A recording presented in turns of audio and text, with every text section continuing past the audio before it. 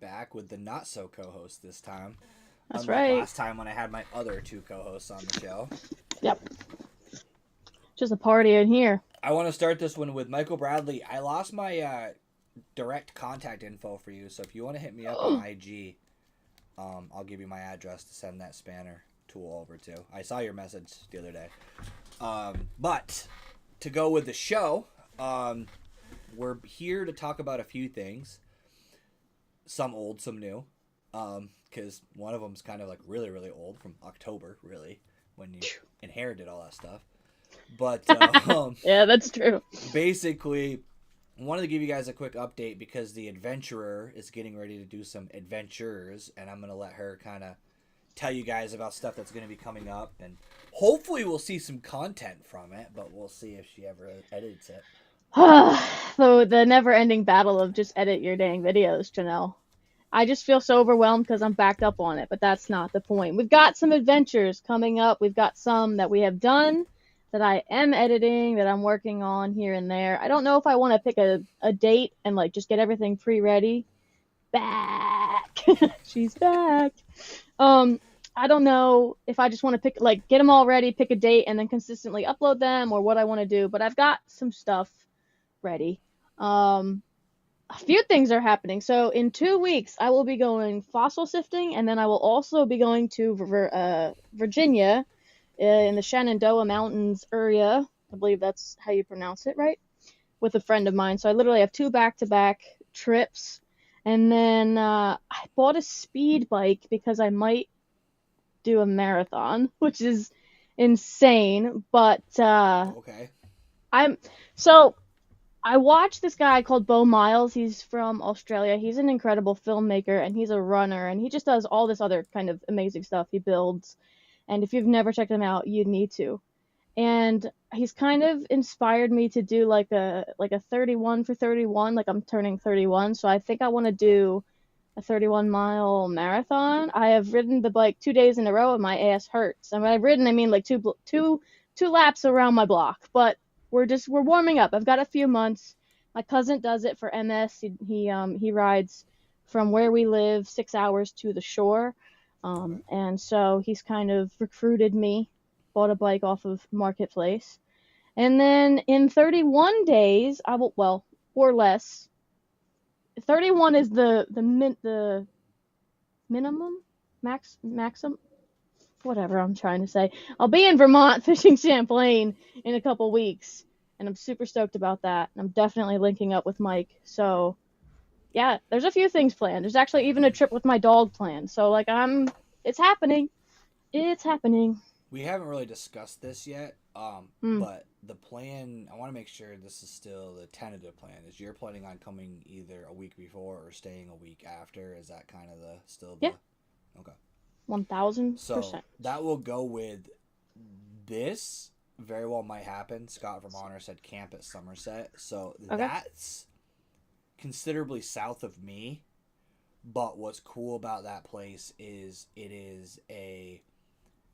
it's like a wildlife. It's basically state land.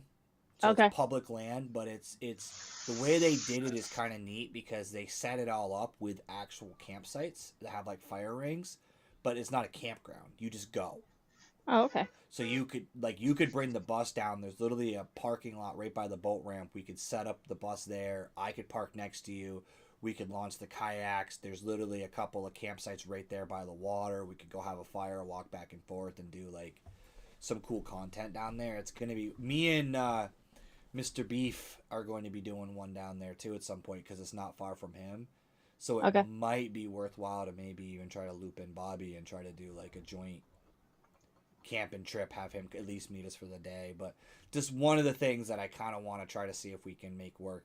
You guys got to understand that with the trips that Janelle comes up for, it's actually really kind of play by ear because we never know what the weather's going to do. And driving her bus, 3 hours to find out that we can't fish sucks. So we want to make sure we maximize the amount of time that she's up here and be able to fish the most valuable of all of it.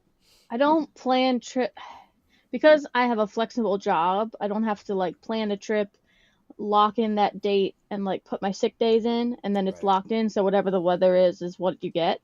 I have the flexibility of being able to be like, all right, let's block out, like, let's give us a 2 week window. We'll figure out what the weather is when we get closer, and we'll make it available. So that's the best way that I find to travel. But again, not everybody has a job where they can just da da da da I da I like took me. off like a couple days before and a couple days after in anticipation so Right. that I'm gonna throw another PTO day on whatever side you. Okay. So my plan is like I'm off Thursday, Friday, Saturday, Sunday, Monday, and I think I took Tuesday off. Okay. So I may take like either Monday and or like Wednesday of the fall, like extend it Right. on either side depending on when you're up because It's gonna it's all gonna depend now, especially is like now is when I'll start checking the weather yep in South Alberg and like figuring out like what it's doing around you versus there. yep And if it starts up near you, then I come up early, and if not, then I go there on my family trip, and then I come back down for a week after. yeah, because I mean honestly if you come up before you're probably better off coming and visiting my parents and hanging out and parking in the driveway Oh, can't wait to see them. and then we can fish like my home lake and a couple other lakes around here and if not we can go up there. Right. I'm going to be focusing on, I said this last year too so I got to hold myself to it. I want to get more Champlain content. I live near a bucket list fishery that a good chunk of the country has it on their bucket list to fish and it's 20 minutes for me and I'm just like so I need to Yeah, like that's crazy. Like putting that in perspective is crazy. But if you think yeah, about it, like you think about like where my where my house is like Lake Champlain the Crown Point Bridge is 20 minutes from me. right. What are you doing with your life? The problem is the predictability of the weather is awful. Like you can't, and Oh, you know, like in a it's not kayak, worth it. it's suicidal. It's suicidal, especially in like the early spring, especially at this If I time. ever get my boat fixed, that will completely change all of that. Yeah. Um, which is hopefully within the next year. But Well, I mean, I could use my dad's boat, but that would mean I don't have the bus, and I'd have to rent somewhere right, as opposed to having the bus, and then because then I'd also have to borrow my mom's car. So like that's a whole. I have to ask yeah. for permission for that, and I don't do that. I think you'd be better off anyways for the trip up here. I think you're better off bringing the kayak. We do kayak content the time we're together. You're still gonna get to fish the boat with the family trip anyways. Oh For yeah, those of you who don't know the background of this, the her coming to Vermont has nothing to do with me. It's not even in actually the slightest. annual family trip that she's done for years that just happens to be she now knows a local and wants to hang out after. So it's one of those like doubling up the content. When you're a content creator, your brain always goes to how can we maximize and make more content out of a single trip. So that's what it all comes down to is she's already going to be here and where she is only going to be about 2.5 hours from my house. So it's like, Yeah. and honestly, the state of Vermont, I don't consider like a lot of people, I never realized this and you're a little bit in that because you're in Jersey, but like a lot of people are like, tomorrow, for example, I'm going to drive 2 hours. I'm getting up at 5 a.m.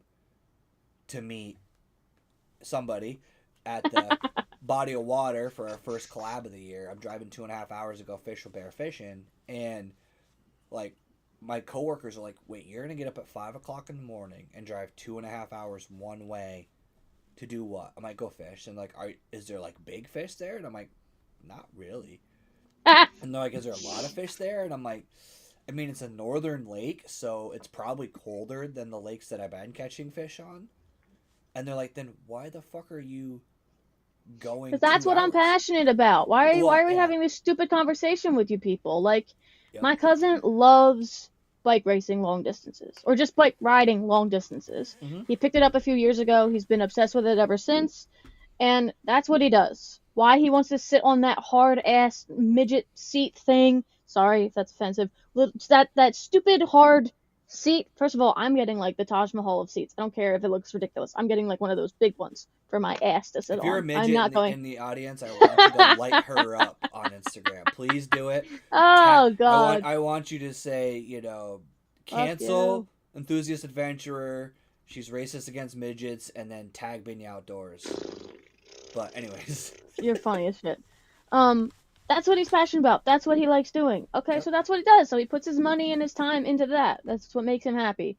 For a lot of people, they would never in a million years do No. it. I'm doing it once to say I did it, to push myself, and to make a really good film. That's why I'm doing it. I'm And it's for a disappointed good you didn't buy cause. the bike on Temu. Hey, listen, I needed it. You're an asshole. I'm just disappointed. I figured you'd uh, probably get a good one. no, here's how it happened. So he came over with his family. He's got two little girls and his wife, and they were making cookies in my aunt's house. So I had stopped by, and I was like, dude, I did not know that you ride bikes like that. And he was like, yeah, for like the last couple of years. I was like, well, I did get married and I moved, and like a lot of Right. like we're not close like that. So whenever I did see you, we probably weren't even talking about it. He was like, you should do it. I was like, and everyone's like, you're not gonna do it. You're not gonna do it. And I was like, all right, well, like what kind of bike do I need? Like, do I need an expensive bike or whatever? He's like, no, you can get one off of Marketplace. So I literally went on Marketplace. I messaged 3 people that were close. I found one that I could look at the next day. It was $50. I went and bought it. And I Yeah. was like, all right, guess I'm doing it.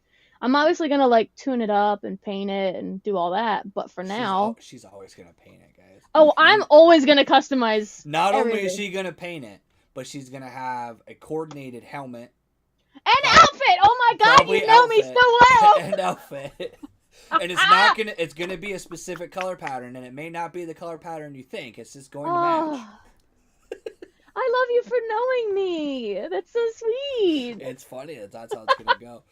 Michael Bradley, I saw your comment. So the way her bus is configured, there is no possibility of a hitch unless she wanted to get really creative because she actually built a deck off of the back of the bus, which is actually really useful to pull a bus out of a snowbank too. It's very Yeah, effective for it's that.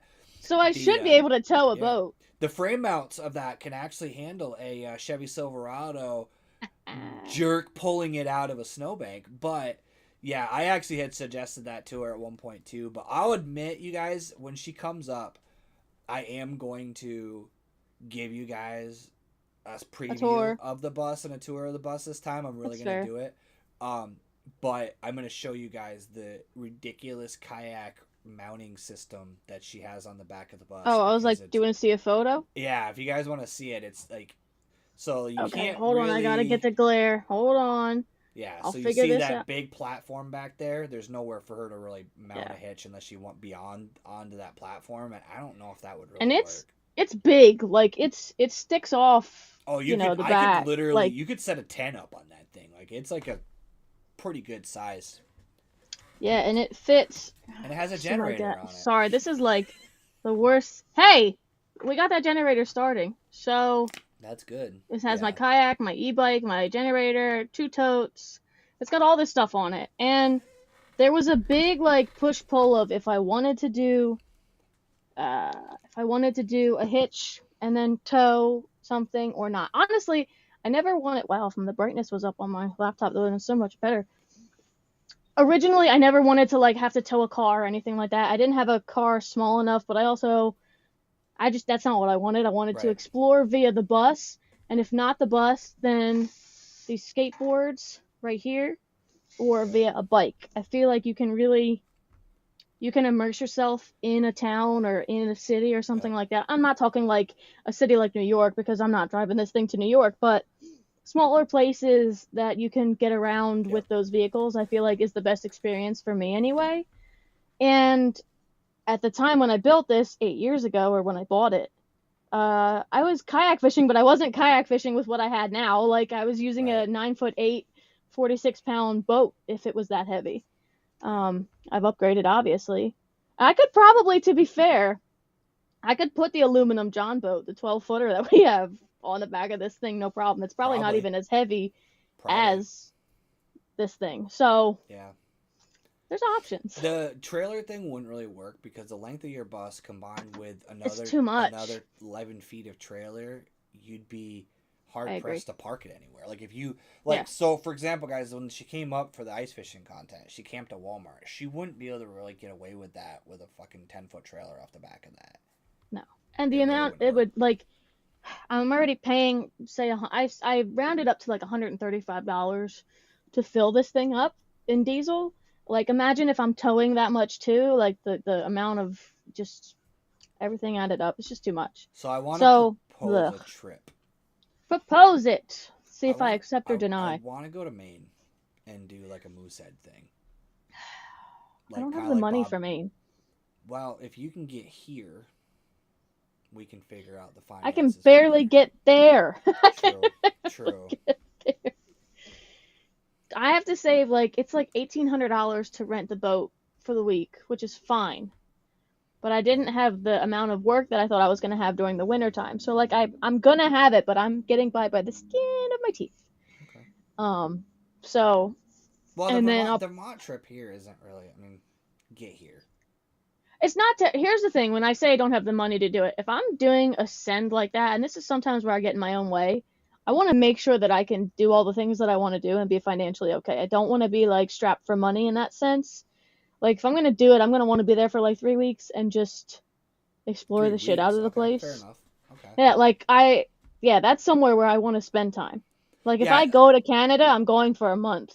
yeah. Period. Like, I'm thinking like my goal, if not this year, I want to try to mhm. do like a week, or at least like a 5 day continuous stay. Like, because I mean, the thing is where we're going. It's like a day of travel. No matter, it's Right, not like you're gonna fish that day. You're gonna basically drive there and set up, and then a day travel back. So if you do like 6 days, you get really 4 days of fishing and adventuring, and then right. I want to do it. So I've been trying to like check off different states because my long term goal, life goal, is to win the Powerball and then catch a bass in every state because I can't afford to do it otherwise. Mm, But I realize that like I've got almost all of the New England states covered okay. because I've got New Hampshire, I've got Rhode Island, I got Vermont, I got Massachusetts, New York. New York's not really New England, but Right. it's honorary New England because of the Adirondacks. So That's true. That's Maine true. is kind of like the last one, Connecticut, Yeah. but fuck Connecticut, but um, Whoa. Connecticut's one That of those got places that that got real real no quick. one wants to go to Connecticut, including the people that live there. So it's just one of those like either way, I want to try to like at least close out the top corner of the country, and then eventually work He my way said out. what he said, people. Not to mention, I have someone with access to Pennsylvania that I could go visit at some point, and then Wonder who that is. I could potentially go down and fish in Pennsylvania too, because that's an And New option. Jersey. Jersey's going to be a definite trip. I'm actually, Yeah. I was almost thinking that might be a fall thing. It might be worth coming I down. might not be here, bro. You'll be there. That's not true because I did want to plan most of my actually this year's trips were supposed to be all New Jersey related. Yeah. The Virginia thing was literally like an added on. Like I'm coming back from fossil sifting on Sunday morning and then I'm dropping my cousin off and I'm driving straight to Virginia for a couple days. Like it's Yeah. not even um but it's with a friend of mine that I've been wanting to camp with for a while and she hasn't seen the bus. So I was like, I could do that. It's That's 4 hours or something like that.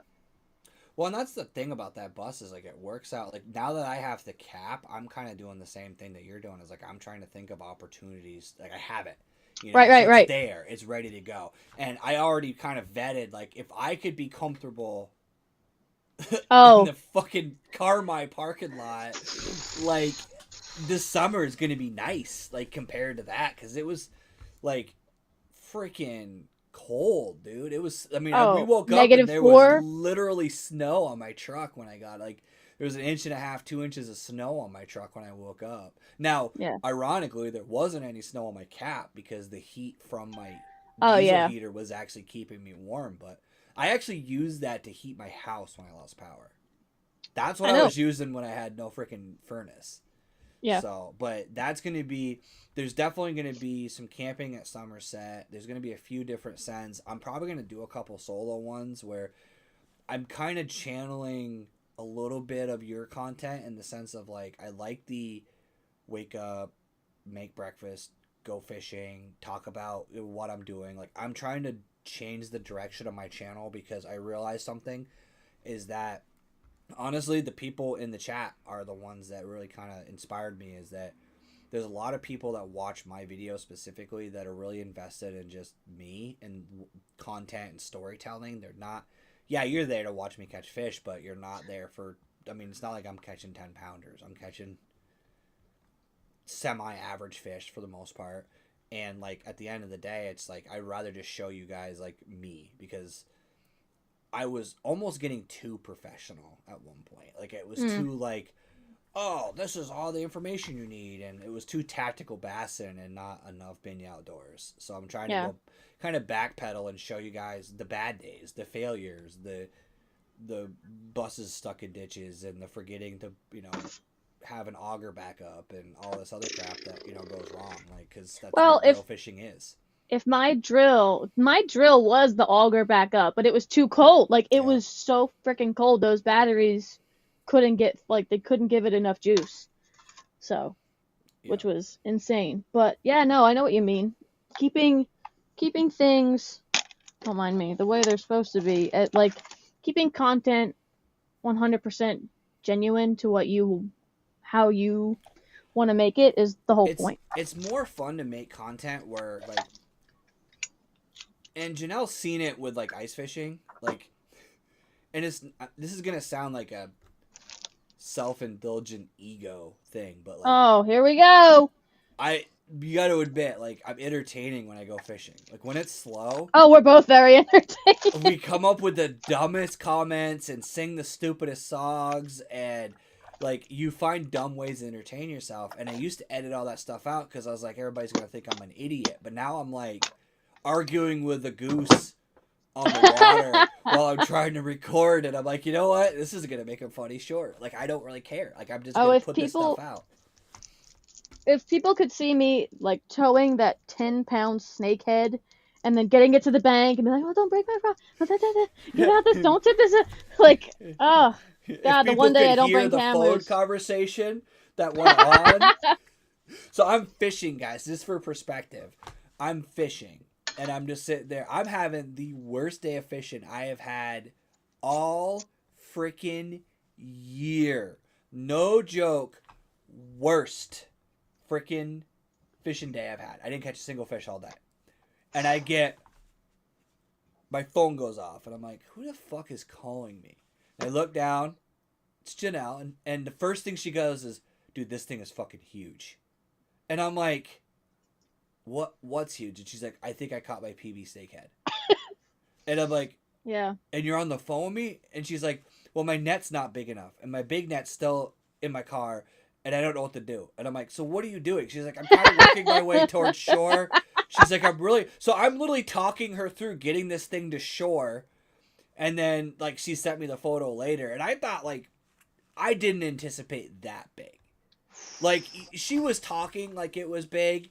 And right. She's not one to overindulge. So I knew it was substantially bigger than, like, you know, an average fish. But, like, then I saw the Instagram photo and I was like, holy shit. But that was the thing. It was like you were like, that's what's funny about it. And that's something that I want to try to do more is like, you'd be surprised how many conversations me and Janice have. Like random. She's just like, hey, I'm fishing. I'm like, me too. And hey, what are you doing? And then it's just like casting and just, oh, look, I got a fish. Hold on. Okay. Now, what were you talking about? Like, it's just this random. Oh, yeah. Completely ADHD fueled conversation that has no topic whatsoever. But it's beautiful, and those are like, I love my friends and all, but I don't have, aside from like Mike and sometimes Bobby, but I don't bother Bobby anymore because he's like an adult.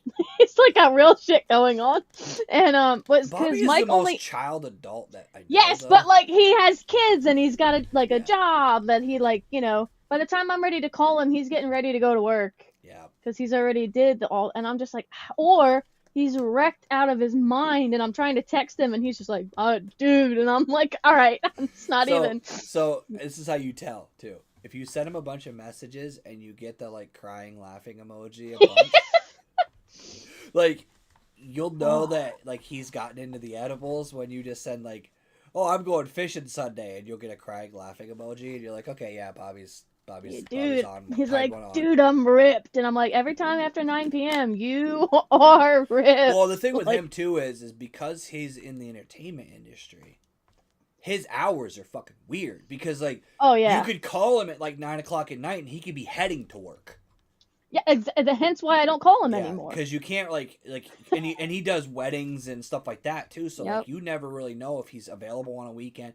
You know it sucks, and I actually feel really guilty, and I hope he actually watches this and hears it. But like I just ruined that. me and him have had like 3 planned beef boat sends that have like I've had like shit come up where I had to cover after hours or I had to work or I had the wrong weekend for like my wife's like clinical stuff for her school and stuff like that. So like it's been like 3 or 4 committed plans of like me going down there and fishing with him to then have it like fall through, which sucks. And he's leaving tomorrow morning. Yeah. For St. Clair. Big boy. He's leaving at The 3 big o'clock old... in the morning. You couldn't... I mean, you could pay me enough to wake up that early, but it would take a number. It's... You know what's funny is, like... I was just talking about, like, I'll travel to fish. Especially if there's a fun, like Cayuga or, like, those trips. Like, if there's something fun that's going to be, like, enjoyable to go. But I on my own driving. I hate driving. I hate it. But I will do it for fishing, but then I'm like miserable the whole time I'm driving. And then sometimes I call Janelle and talk to her because I need someone to like keep me awake on the way home. But Mike answers the phone when he can talk. If not, he doesn't answer and I'm like, fuck. And then he's like, I'm at work. And I'm like, I know you're at work. But why are you working? Like yeah, it's literally that's the thing though, it's weird is like I guess, I mean, it kind of sounds obvious because I'm sitting here on a podcast, so clearly I like talking. But, like, people call me. I've always been, like, that person that people just, like, call. Yeah. Brody, question for you, buddy. Brody! I don't see you in the slot series roster, he's got bigger and better things to be doing. Yeah, what the hell, man? I was trying to compete against you in the slot series this weekend, and I don't see your name on that tournament. I'm very disappointed. Brody. How old is Brody again? That's a good question. I think 12 now? Okay, Brody, this is not a cigar, and I am not smoking it. That's Brody. He listens to Jigs and Bakes. That is true. So that is true. I don't think our podcast could. Oh, you just got entered. No. Good man. Okay. There you go. Because I'm not gonna lie, I was disappointed, and this is not meant to be insulting, and hopefully you understand that. But I want to beat you this time because you kicked my ass every time I've competed against you, so I'm gunning for you now. But and I'll be honest, you beat me. Like I didn't take it easy on you. I didn't back off. I didn't back down. You beat my ass every time. Brody's a serious motherfucker, man. It's crazy how many inches that kid can catch in a slot. And where do you live? Where does Brody live? Mass. He lives down down by like Joe, I think. Down by the river. So, dickhead. Yeah, it's gonna be interesting to see how Bobby does.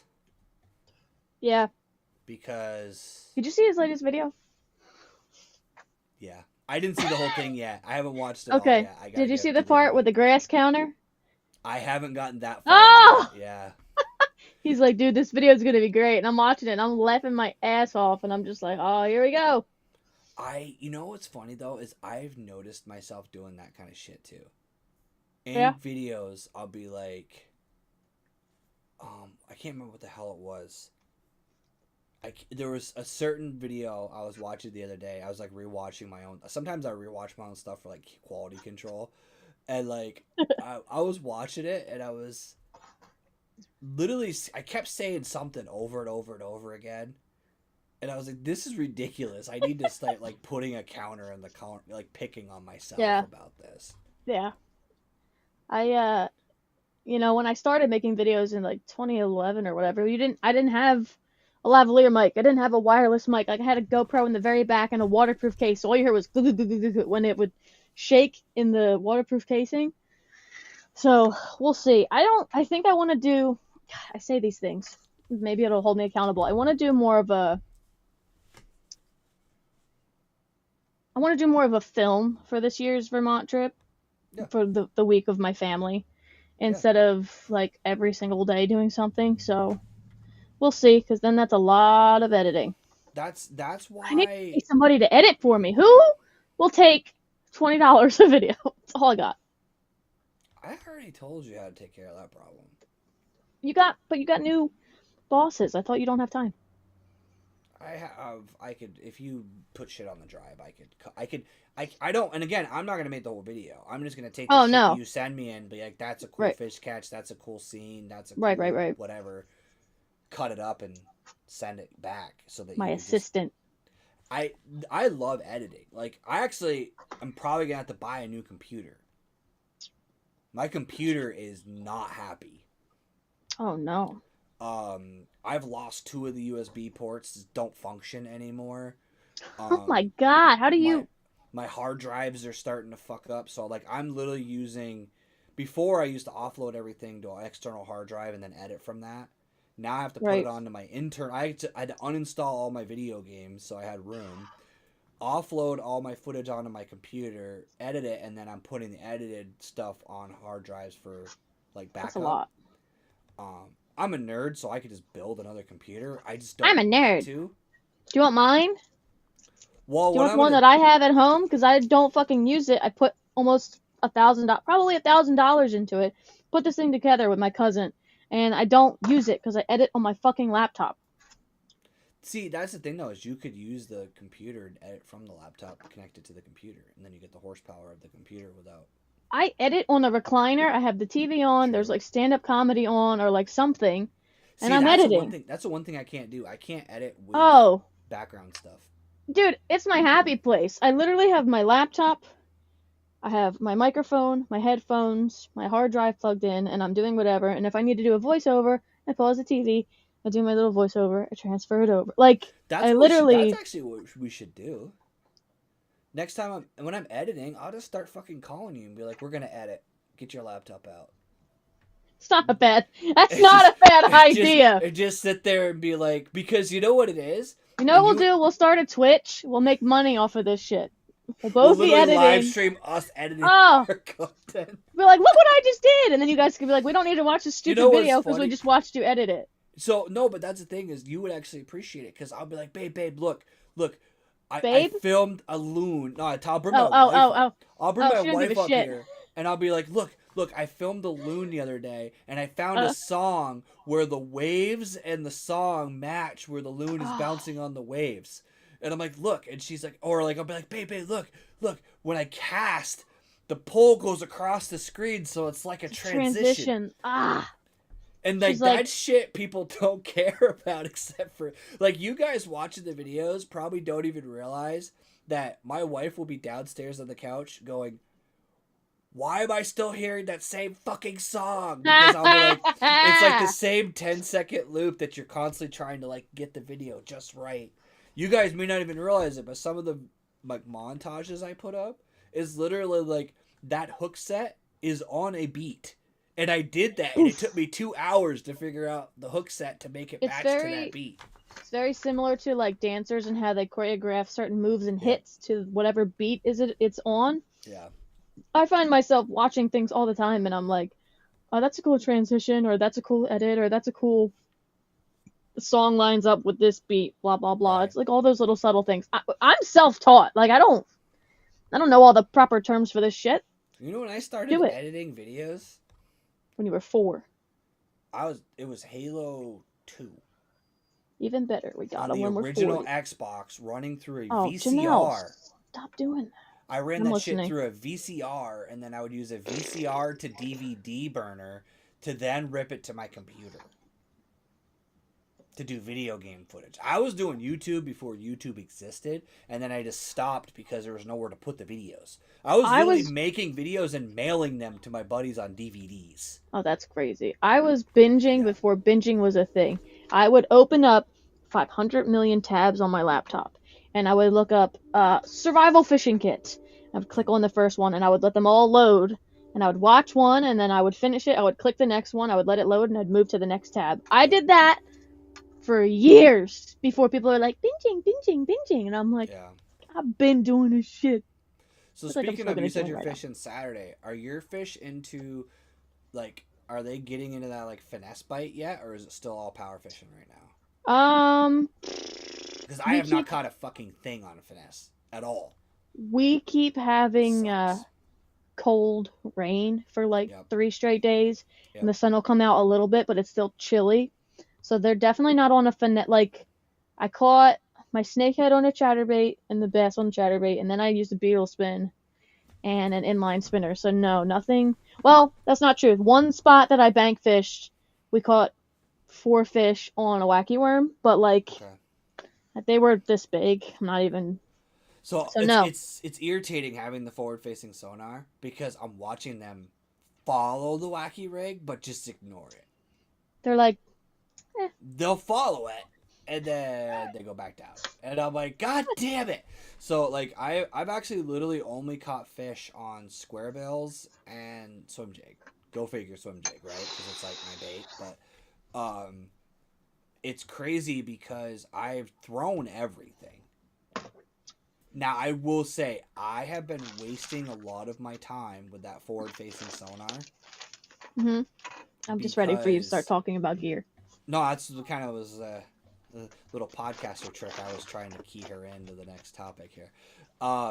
There's a little foreshadowing there. Basically, you know what I need to start fishing again, and I kind of Tell got me. away from it, is like small paddle tails. Oh, like the slider grub, like the like 2 inch little or like something the like that. 2 inch ones, or like the 2.8 Kitex, or even the 3 inch, Yeah. like not the 3.5. Like one of the things one of my strategies for the slot series. So the slot series is gonna be funny, and it's gonna piss me off, Oh, dude. So I'm at funny and piss them off. 13 fish this year so far on my homeland. Okay. Right, and that's I'm in listening. like 3 or 4 cents. Damn. All of them, except for 2, were 17 and a quarter or bigger, so they wouldn't count for the fucking. Oh, you mother! So That like they're not sucks. monsters, but they're all like too big. And it sounds stupid to complain about the fish being too big. I know it's a dumb thing to say, but It's not. with a tournament that's 12 to 17 inches, I need to catch those little ones, Right. and they're not eating the swim jig. The big ones are.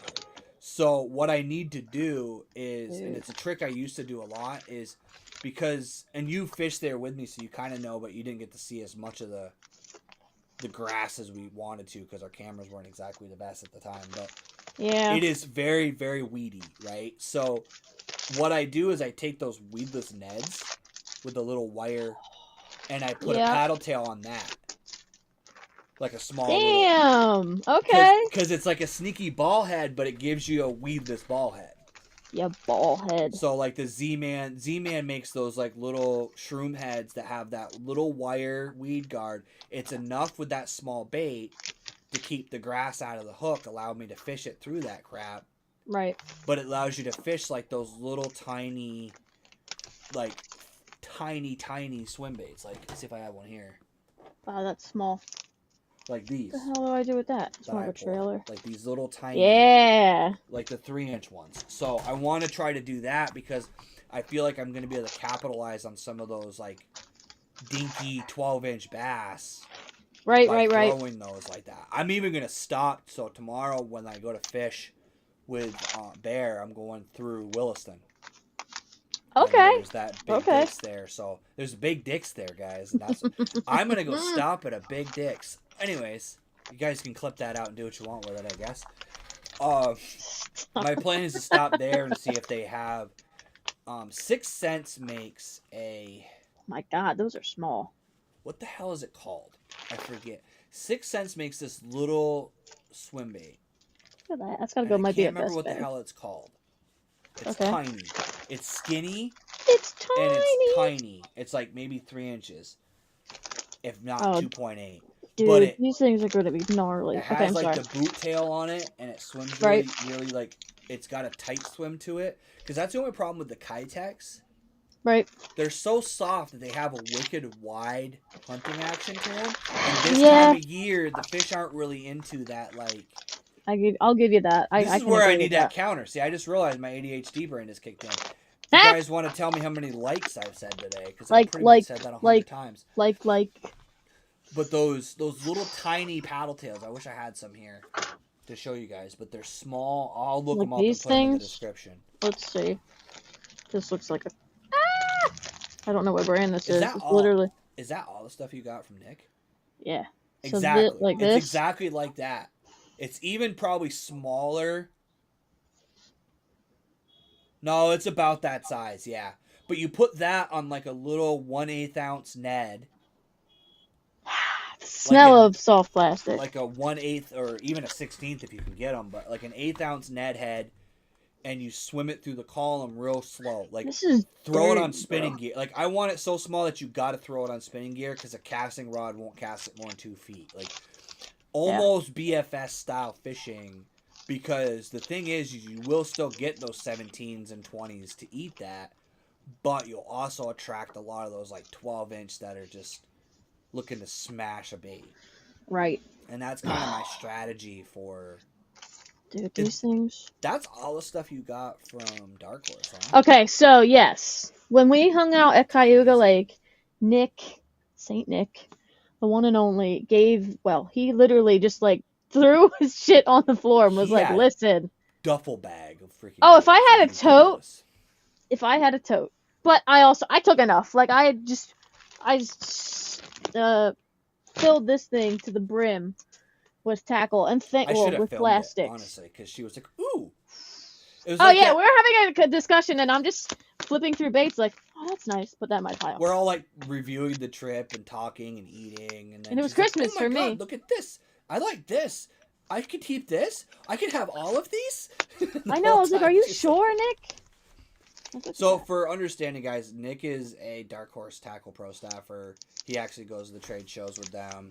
And if you guys haven't checked out Dark Horse Tackle, Oh not my god, you're sponsored, living not under a affiliated, rock. just really like those guys. Zek and Josh are awesome. Check their stuff out because they have a lot of really cool baits. I'm like tequila shot. This is more like a purpley though. It's like a robo worm kind of deal. Yeah, that's what I'm thinking. Drop shot. It's got a little ball on the end though. Probably floats. Probably got air pocket in it. I bet you it's got like an air. This is me like. A lot of the that's like a lot of the new, because of the forward facing sonar, the dangle technique, a lot of baits are adding an air pocket to the tail because what it does is it forces that bait to suspend. Yeah. So when you do a vertical line tie and then a bait with because a bait I want to try, and I actually got to pick them up because literally they're made right down the road. Literally. Rabid Baits is right here in Vermont. And Okay. they do like foxtail and stuff. They do like fox fur and stuff. They put it as like Excuse me, that was gross. So like the claws of a craw are foxtail, and that shit looks so weird to me. The hair. What's cool is they have it. It's like a neutrally buoyant material, so it makes it float. So basically, that bait hovers. That's a good call. Is that like? This is a fresh baits, but it doesn't. Oh, I can smell the grape from here. Those baits smell so. That is the best smelling bait on the market. I swear to God, it is. There's something about, and it does make a difference. It really does. Like that color though. Like I love anything that pearl blue that looks like a minnow. I am a slut for. I was gonna say sucker, but I'm a slut for it. I have, fresh baits is stuff that like. Bass Reaper. The fresh baits Hellgrammite is solid. Their worms are actually really good. Their baits are pretty cool. I've definitely got a bunch of their Peanut butter jelly time. I've never caught anything on a PBJ bait. Me neither. For those of you on audio, you should come over on YouTube and watch her make all these strange faces when she stuffs garlic scented plastic in her face. It's the best. You know what's funny about that too? I actually learned this. Did you know that bass don't give a shit about garlic? They have zero reaction to that smell. Why? I call bullshit. Berkeley did testing on it, and they actually hooked bass up to like all these sensors, like really stuck like probes in their brain to see how they would react to scents. And garlic was one of the scents that they had a neutral reaction to. What is this? It's like fluke style. So it's so weird. So what you do with that, most people what they'll do with that is Chuck it on lily pads? you can drop shot it, and it gets that Drop like little shot it. flicker tail. Or a lot of guys will do that dangle minnow. Put it on a ball head with a vertical line tie, and you do that like. Those guys are losers. You wiggle your stick and reel it at the same time, and it makes it kind of shimmy. Okay, here's what I'll do. Show the worm. But this thing has a little rattle thing on it. Well, not a rattle, but it looks like a rattlesnake. Yeah, it's got the rattlesnake tail. Look Again, at that's probably a Carolina rig bait. Yeah, and that's the cool thing is like it tells you down here. Yeah, how to Gives rig you them. little. Oh, look at the little oil of. I think it was Shaky head or Carolina rig. That makes sense. I don't do a lot of that shit. So, I guess I should. Not shaky head, but Carolina rig, because for me it gets so sloppy. I don't like working shit through slop like that. So sorry, I just no. Here's what you do. Do the redneck. You know what the redneck Carolina rig is? no. So what I do is when I Texas rig, Mhm. I put a bobber stop below and above my weight. Bobber stop below and above your weight. So then, if you want to do a redneck Carolina rig, you slide the bottom bobber stop up, which basically turns your Texas rig into a Carolina rig. But then if it's not working, you can just slide that bobber stop back down, and now you've just got a peg Texas rig. And you don't have to like re-rig a whole like setup and cut it off and then have to start over. This is my favorite, like if I'm using like a green, can you tell like the blue swirls are in there? It's green pumpkin, but it has that, some people call it an Okeechobee crawl. So it's got the blue swirls, but it's like a, I love this color. What is that, like an 8-inch? This thing is huge! That doesn't even say. Anybody listening on audio right now and hear her going, listen to her smell all these dirty smells, and then what is that, an 8-inch? They're probably Southern Indiana about. Bait Company. I don't know, but this sucker. That's a big. See, I used to think that one of those wouldn't work. I've never thrown, but like. You know what would probably eat those? A snakehead. I guess so. I've only ever power fished for a snakehead. I've only, look at the ribbon tail. This thing looks like a trout.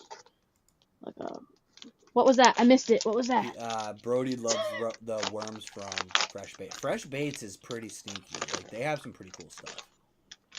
And their stuff's durable. Like, it lasts long. It's ribbon that tail. So you take that, flip it under docks. Flip it on docks? Ribbon tail? Yep. So what you do is you take a ribbon tail, You're gonna tell me. Texas rig it, or if you want to, what I do sometimes is the belly weighted like swim bait hooks. You skip it up under a dock, let it sink all the way to the bottom. Don't touch it at all. Just leave it there, and then swim it out. And fish will come under. I caught one of the biggest fish.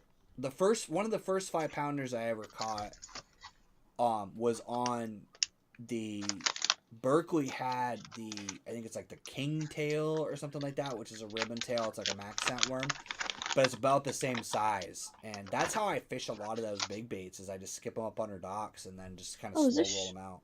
Is this straight black? Yeah, these things. Samadas baits are cool. I have yeah. Do I have them in here? They're buoyant. They float. Yeah, so it's an actual Ned rig, so it's gonna. They're beefy though. They have a big. Yeah, no, like that ball. This ball right here is no joke. Right here somewhere, but yeah, they have like a big ball on them that like, makes them a little bit bigger profile. Oh, and you know what? There's a hole in here, so like bubbles will come out of this when it's. A lot of guys, what they do is they take those bait fuel injectors. Have you seen those? Oh, okay, yeah. And syringes. They'll actually inject bait into those tails because then it kind of drips out. It bubbles out. This shit, I'm actually like super stoked to throw. That's a cool. That's like. Yeah. I like that brown. That's gonna be Champlain. That I know. That's why I'm like, damn. Are gonna freak out on that on Champlain. Aztec or something probably. Yeah, look at that. Yeah, that's got like that chartreuse. It's got that green pumpkin with the chartreuse. It's got like the back of a Cinco and then like the front of like a power bait ribbon tail pattern. It's almost like you dip and dyed the fucking tip of it, but Do it all the comes like time. that. Yeah, Pew, pew, but it's pew. like that. Yeah, they're That's pretty crazy. cool. These are definitely they're Chinese, I mean, Japanese. Sorry, I don't know. There's writing on it. I don't know. I'm just flashing. I'm just flashing you. Where's Nikki? Hi, Nikki. I don't know where she is if she's watching. She's sleeping right now. Oh, that's why she hasn't said hi. Yeah, she's got to work at 11. What else? The nurse These things I'm actually really excited to put on a chatterbait. That's one of the best sneaky baits to put on a chatterbait. It's like a fluke style. It's like a forked tail grub. Yep. I wanted to do. Jakes. You know what I'll do? Hair jakes. Oh my god! I found this box on my desk. I don't know why this is I here. will I'm gonna do a day on Champlain when I just fished this bag of baits. I was gonna do it down by me.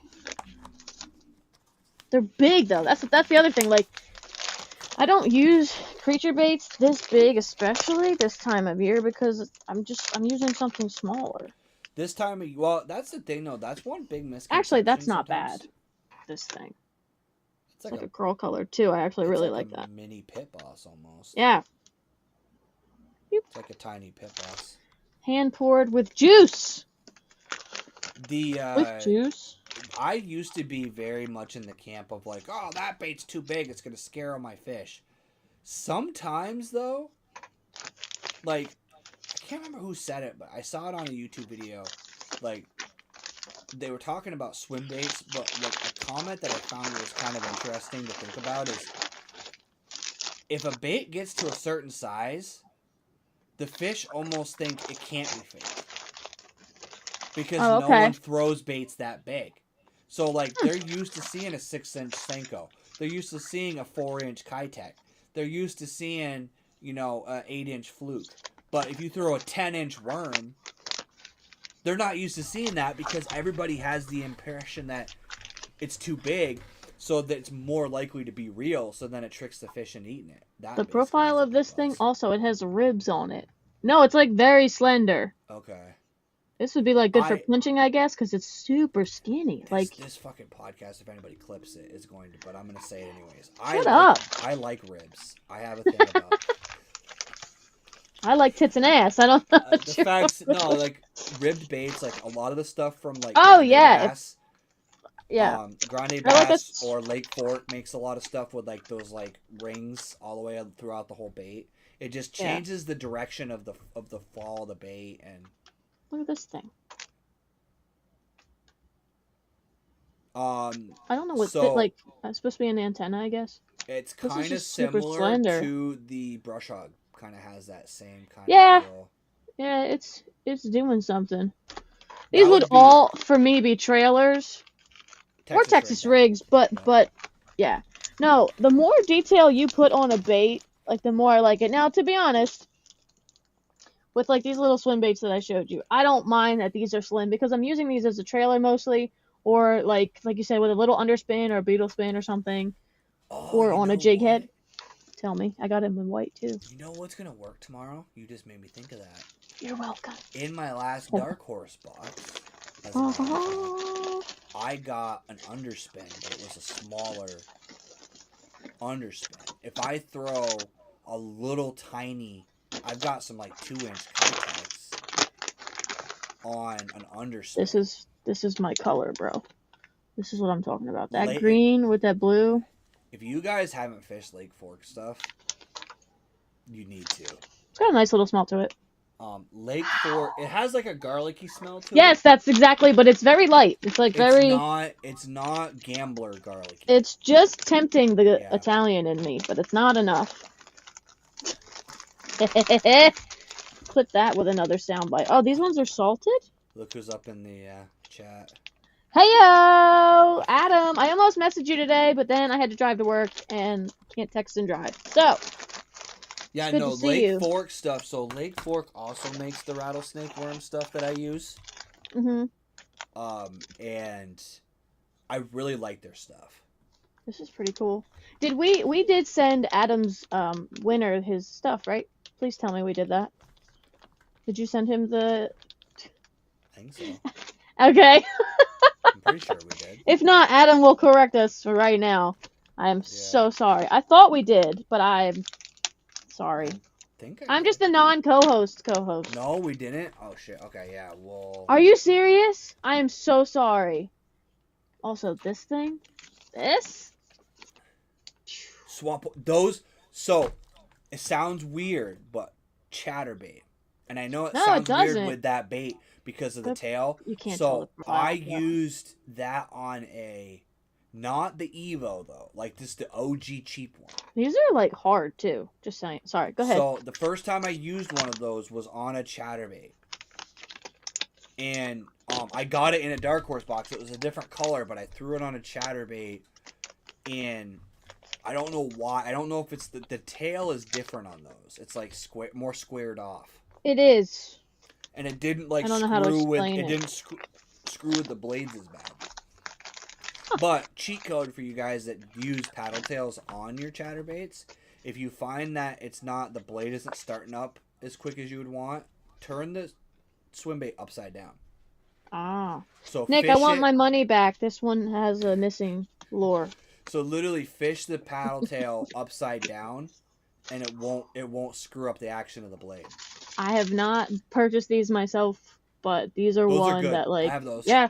These, and this one is the thumping tail, thumper tail. I don't know what you want from me. Can you see? It kind of reminds me of the paddle tail.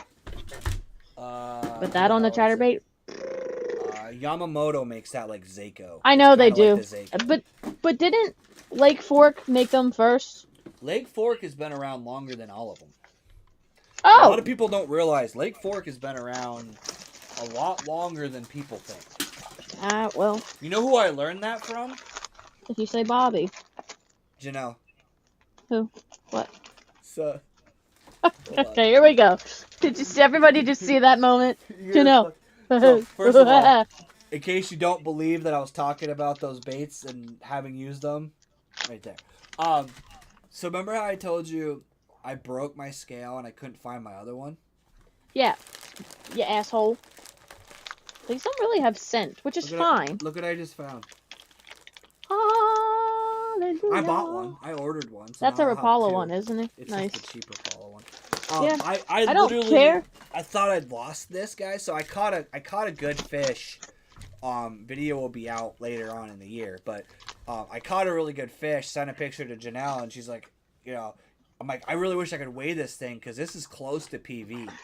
And I yelled at him. And I'm like, I don't fucking know how much it weighs because I can't weigh it because I don't have a scale with me. And she's like, why don't you have a scale? Like it was sacrilege, and I was like, I don't have it with me. Oh, these things are dense. That's like is that a horny? Crocodigator. Oh, crocodigator, yeah, those are cool. These things, they have to float. But like, shit. You got me looking through stuff too in my brand new chatterbait still in box.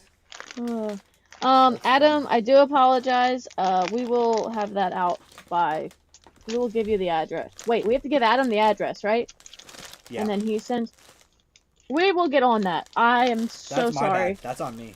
Yeah, honestly it is. So, not that it makes it any better. I apologize. I've been looking for this box too. God damn. See, this is what happens. Let's talk about tackle organization, ladies and gentlemen. So These I was talking about how I wanted to orange. That's what I want to use tomorrow. Yeah. That gold, like these are like literally transparent. I love that.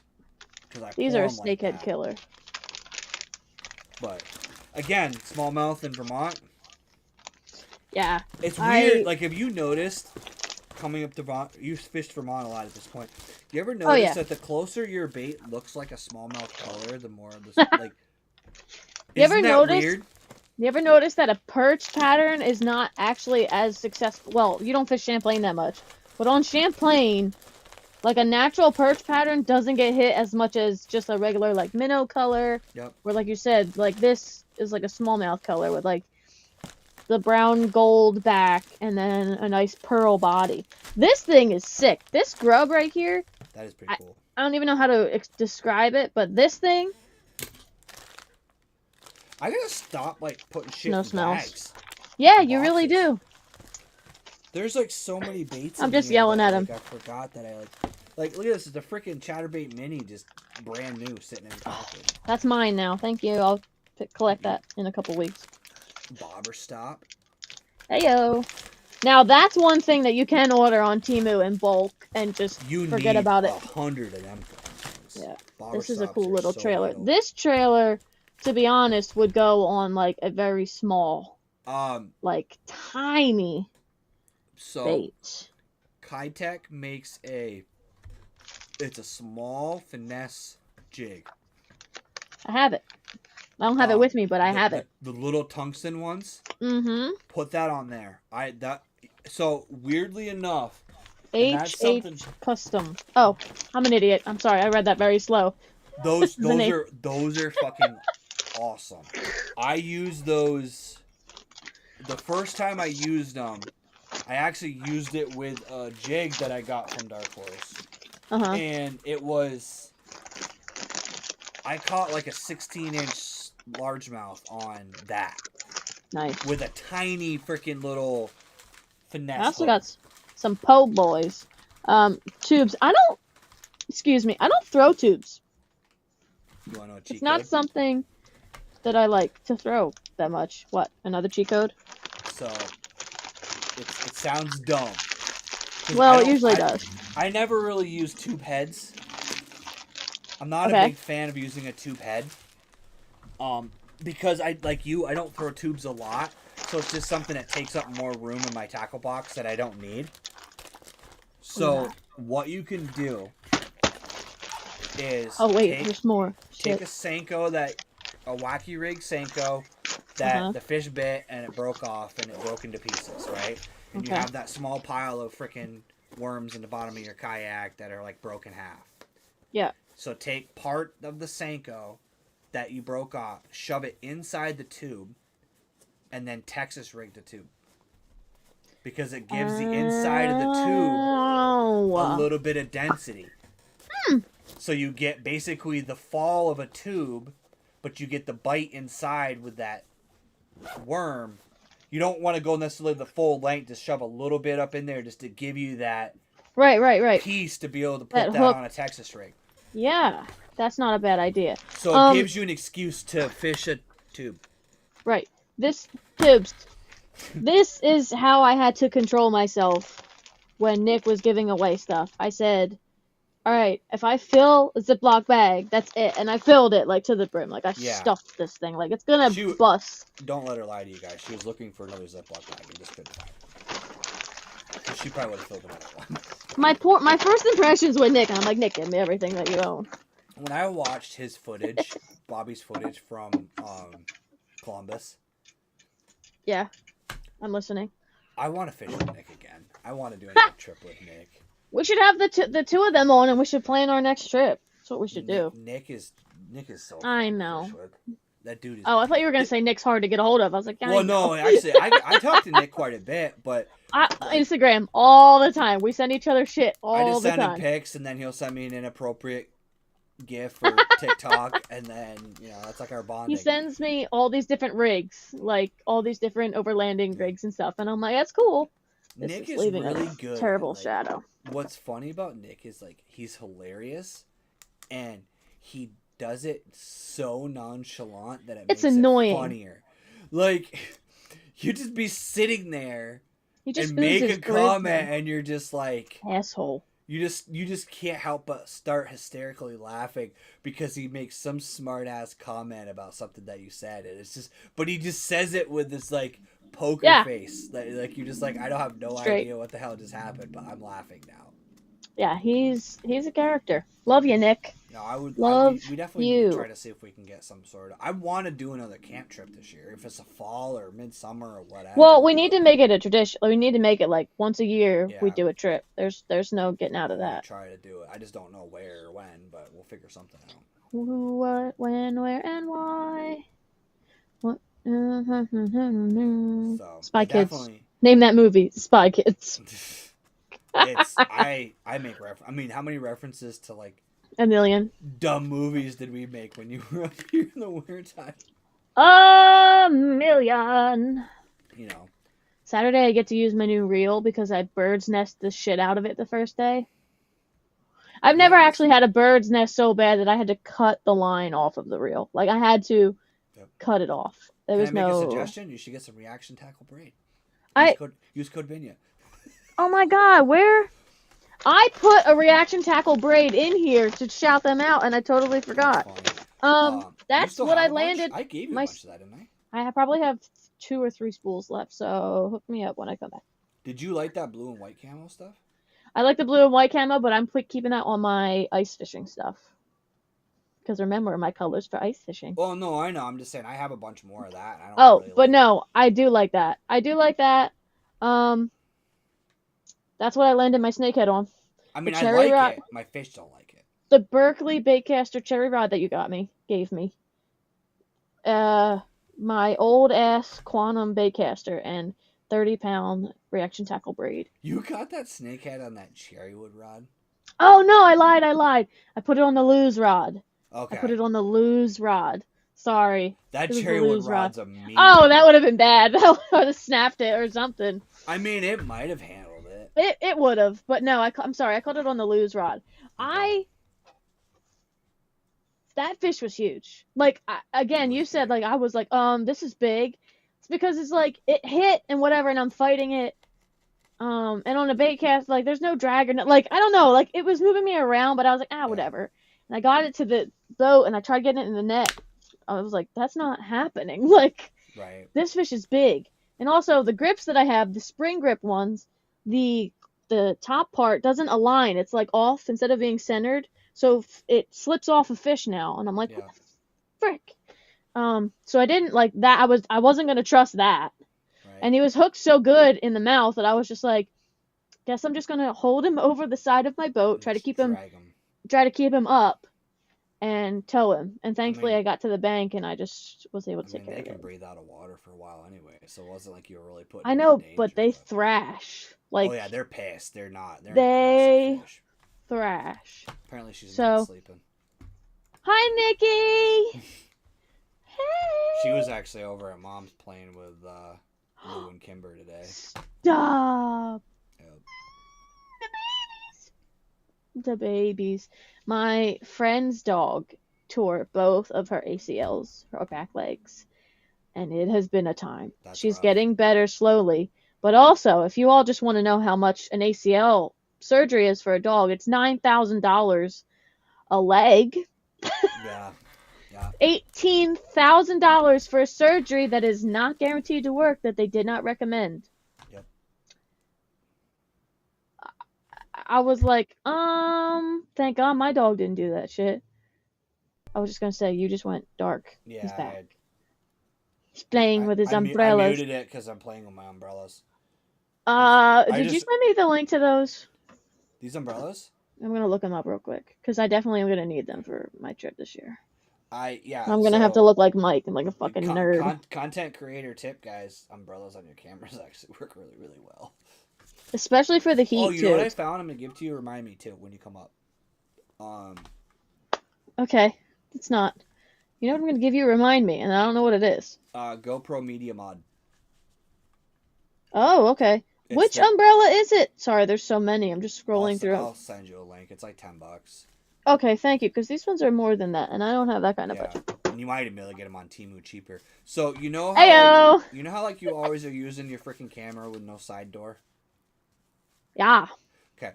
They make a media mod that goes over that door, plugs in, and allows you to charge it from the back. And it has a microphone slot, and it actually has a mic built in on the front. Whoa. I don't use it because I don't use GoPro anymore. I found it in my truck the other day when I was cleaning my truck out. $2.80 on Temu, my guy. I'm listening to every word you say. Well, it's on sale right now. Type in cold shoe umbrella or hot shoe. Yep. And then you just need a case that has the cold shoe, hot shoe bracket or some sort of. This one just has a clip on it. Camo. Yeah, I like them. They help for two things. One, for rain, so you don't get all the water on your screen, but they also help with Heat. sun. They keep heat Yeah, off of your cameras. they got Keeps hot your camera from very quick. overheating. Is that your DJI? Ba-da-ding. DJ DJI, call me. Um, Yes, please. I would love to be sponsored by DJI. Or Insta360. Call me. Insta 360 would be cool. I actually had thought about doing that. So did I tell you I moved my fucking camera on my back of my kayak? No, no. What do you mean? What a shit show. So one of the biggest problems I have with the back cam Mm-hmm. is I always had it off to the left and I had it kind of out here, right? The problem with it is like I would go through like trees and shit and it would get caught All the time. because I That's a would given. forget it's there and it would smack against trees and stuff. And I always wanted it to be in the back middle of my kayak, but with my old town, the way the design of the old town is, you don't have a lot of space between where you're sitting and the back. You're kind of backloaded when you're sitting in that kayak. So it never really worked because I was like looking at the back of my head and it never really zoomed out enough. So the native is far enough apart where they actually, the way they build their kayak is kind of funny, is all the places that they did attachment points for like handles or railings or anything like that, they use track. Oh, So they use like where your tank I'm well listening. is to Right. attach the ropes that you use, like the bungees that you use to hold your crate in your kayak. They put Yeah. track there and then they run sliders inside the track. So your handles in the front and the back is just track with a rubber grip over it. So they use the track in multiple places because they know people like me are going to get creative. So I took the track completely off the back of the kayak Okay. and took the grip off, and I now have a track adapter, one of those Scotty track adapters in the center Uh-huh. of the back of my track. So my That's a lot. kayak camera is like literally straight up looking between my rod holders straight down my back, so you have a perfect width view. You can see both sides of me now. So if a Mm-hmm. fish jumps to my right, you actually be able to see it now instead of before you couldn't see it because the camera was pointing back at me. The problem with it was Mm. I couldn't reach my fucking camera. So when my camera actually shut off because I left it like not recording for too long, Right. and it shut off and I couldn't freaking turn it back on. Oh my God. So I had to like rig up a rope to pull to the camera to like lean it forward enough so I could bend it down on the GoPro mount and then turn it on and off. But that's what to kind of talk about why I like DJI. They have an Mm-hmm. app, so turning it on isn't going to help. But one thing that they have, which is really cool, is they literally have an app that you can start and stop your camera with, Mm-hmm. and you can see a live feed from the camera. Mm. So I re-downloaded that with my new phone that my wife ran over the old one, so I forgot I didn't have the app installed. He still Um, loves you. and so I have the app now, so I can start and stop that. But like the whole like the funny part is you never actually really got to fish with me in the old town. I Nope. mean, you I fished just near saw you. me, but Yeah, for a second. I drove by you. I puttered by you. I idled by you. Puttered. I puttered. you puttered by. I puttered. Um. So you have? Can I see your DJ?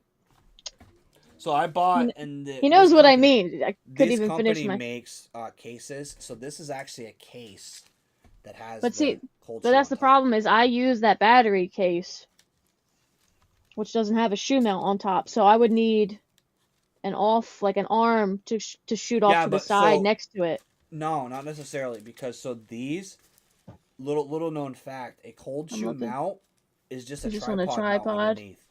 It's just a tripod screw on the bottom. Okay. So if you got like they make and I can send you a link. They make a I could splitter. make it.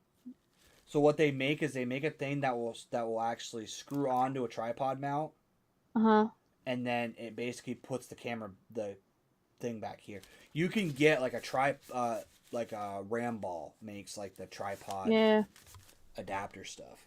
I'm just doing that thing now where I need to know what it looks like.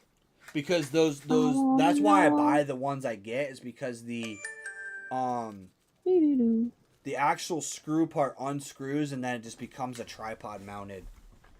Because I used to just put them on a mount behind my camera, but I like that better because it's easier to not have to worry about it being separate. And right. on my kayak trailer, like at 70 miles an hour, these little cheap umbrellas don't hold up, so having them in my truck when I'm done is better. The other thing I did that was kind of cool is I also put a little, like, have you ever seen, like, on the track mount, they have the track mounted, like, little eyelet thing?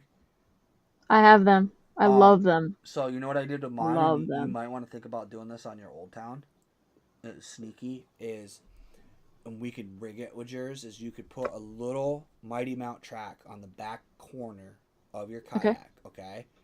And then I put the eyelet, so I did it with my handlebar track, and then I ran my anchor rope through that and then pull the anchor back up to the front of my kayak, so you can throw your anchor off the side and it creates an anchor point on the back corner of your kayak, and then you can just basically backpedal to get back to the anchor and pull it up. But then it anchors you at an angle on the back corner of your kayak perfectly, and you don't have to have like an anchor trolley or any of that stuff. And it's just, all you do is basically throw it off the side, and then your kayak just drifts away until it hits that.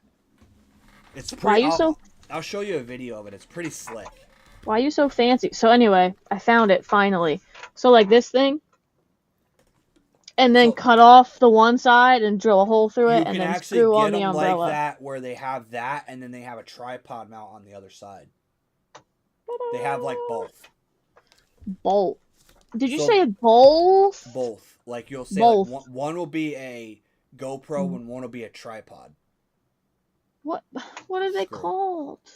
I'd have to send you a link. It's like tripod split. You'd be surprised some of the weird shit I tried Googled. Looking up tripods.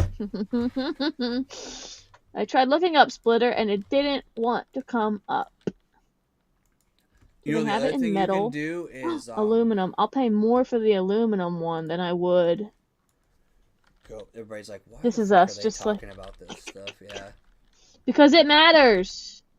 Vicky, how was your day? Are you good? Oh, wait, you're going to work at 11, so you've got some downtime. Did you prepare your lunch? Is everything good? She's like, yeah. I'm trying to think of where the fuck I found it. Well, right now I'm on Temu because it's like $3 for the umbrella, so if I was going to order it, it might as well be from here. You know what you could do is this, too. What if I... Okay, go ahead. I just had a stupid idea. It's great, though. Well, so you could do something like this, and I'm sure they have it on Temu. Let me share my screen real quick. I was going to say, share the screen. Window, this one, share, and then, hold on. I was going to say, I was like, do you want me to add it to the screen? We're going to add a green, excuse me. So, I'm going to make this bigger. So, see that thing? Yeah! You could clamp that somewhere and then just put your umbrella on it. And then that way it would give you the ability to clamp it to whatever mount you have. Yeah. I mean, you don't need to spend $20 on it. I'm sure there's a Temu equivalent. There's $4 right now. There's Temu $4. So if you do that, then you can clamp it anywhere, because the other benefit of that is you can use that clamp. If you buy the GoPro to tripod adapter, you could then clamp that to stuff when you're filming. Yeah, because I mean, technically you're right. Technically, I have a boom pole. And then I have the front, which is on a Ram mount. It's a Scotty mount, but it's basically the Ram ball heads. So I could just buy a clamp. And that gives you the ability to kind of articulate it a little bit. I'll probably buy 1-in-1 and see which one I like better. Yep. Because there's nothing worse than getting home and editing footage and then seeing the blurry fucking dots on the screen from rain. There's literally the last video I just put, I just edited. You guys haven't seen it yet. I was fishing in the rain and I had all this really cool like hook set footage from behind me, but it's all like blurry as shit because there's dots all over the lens, and it's like, life is good. It's aggravating. Well, here's the funny thing. While we sit here and talk about camera mounts, this is the pile of mounts that I bought for this bus, and I had originally set them all up, and then I totally took them down because we weren't finished. So what I did, ladies and gentlemen, is I have expensive taste.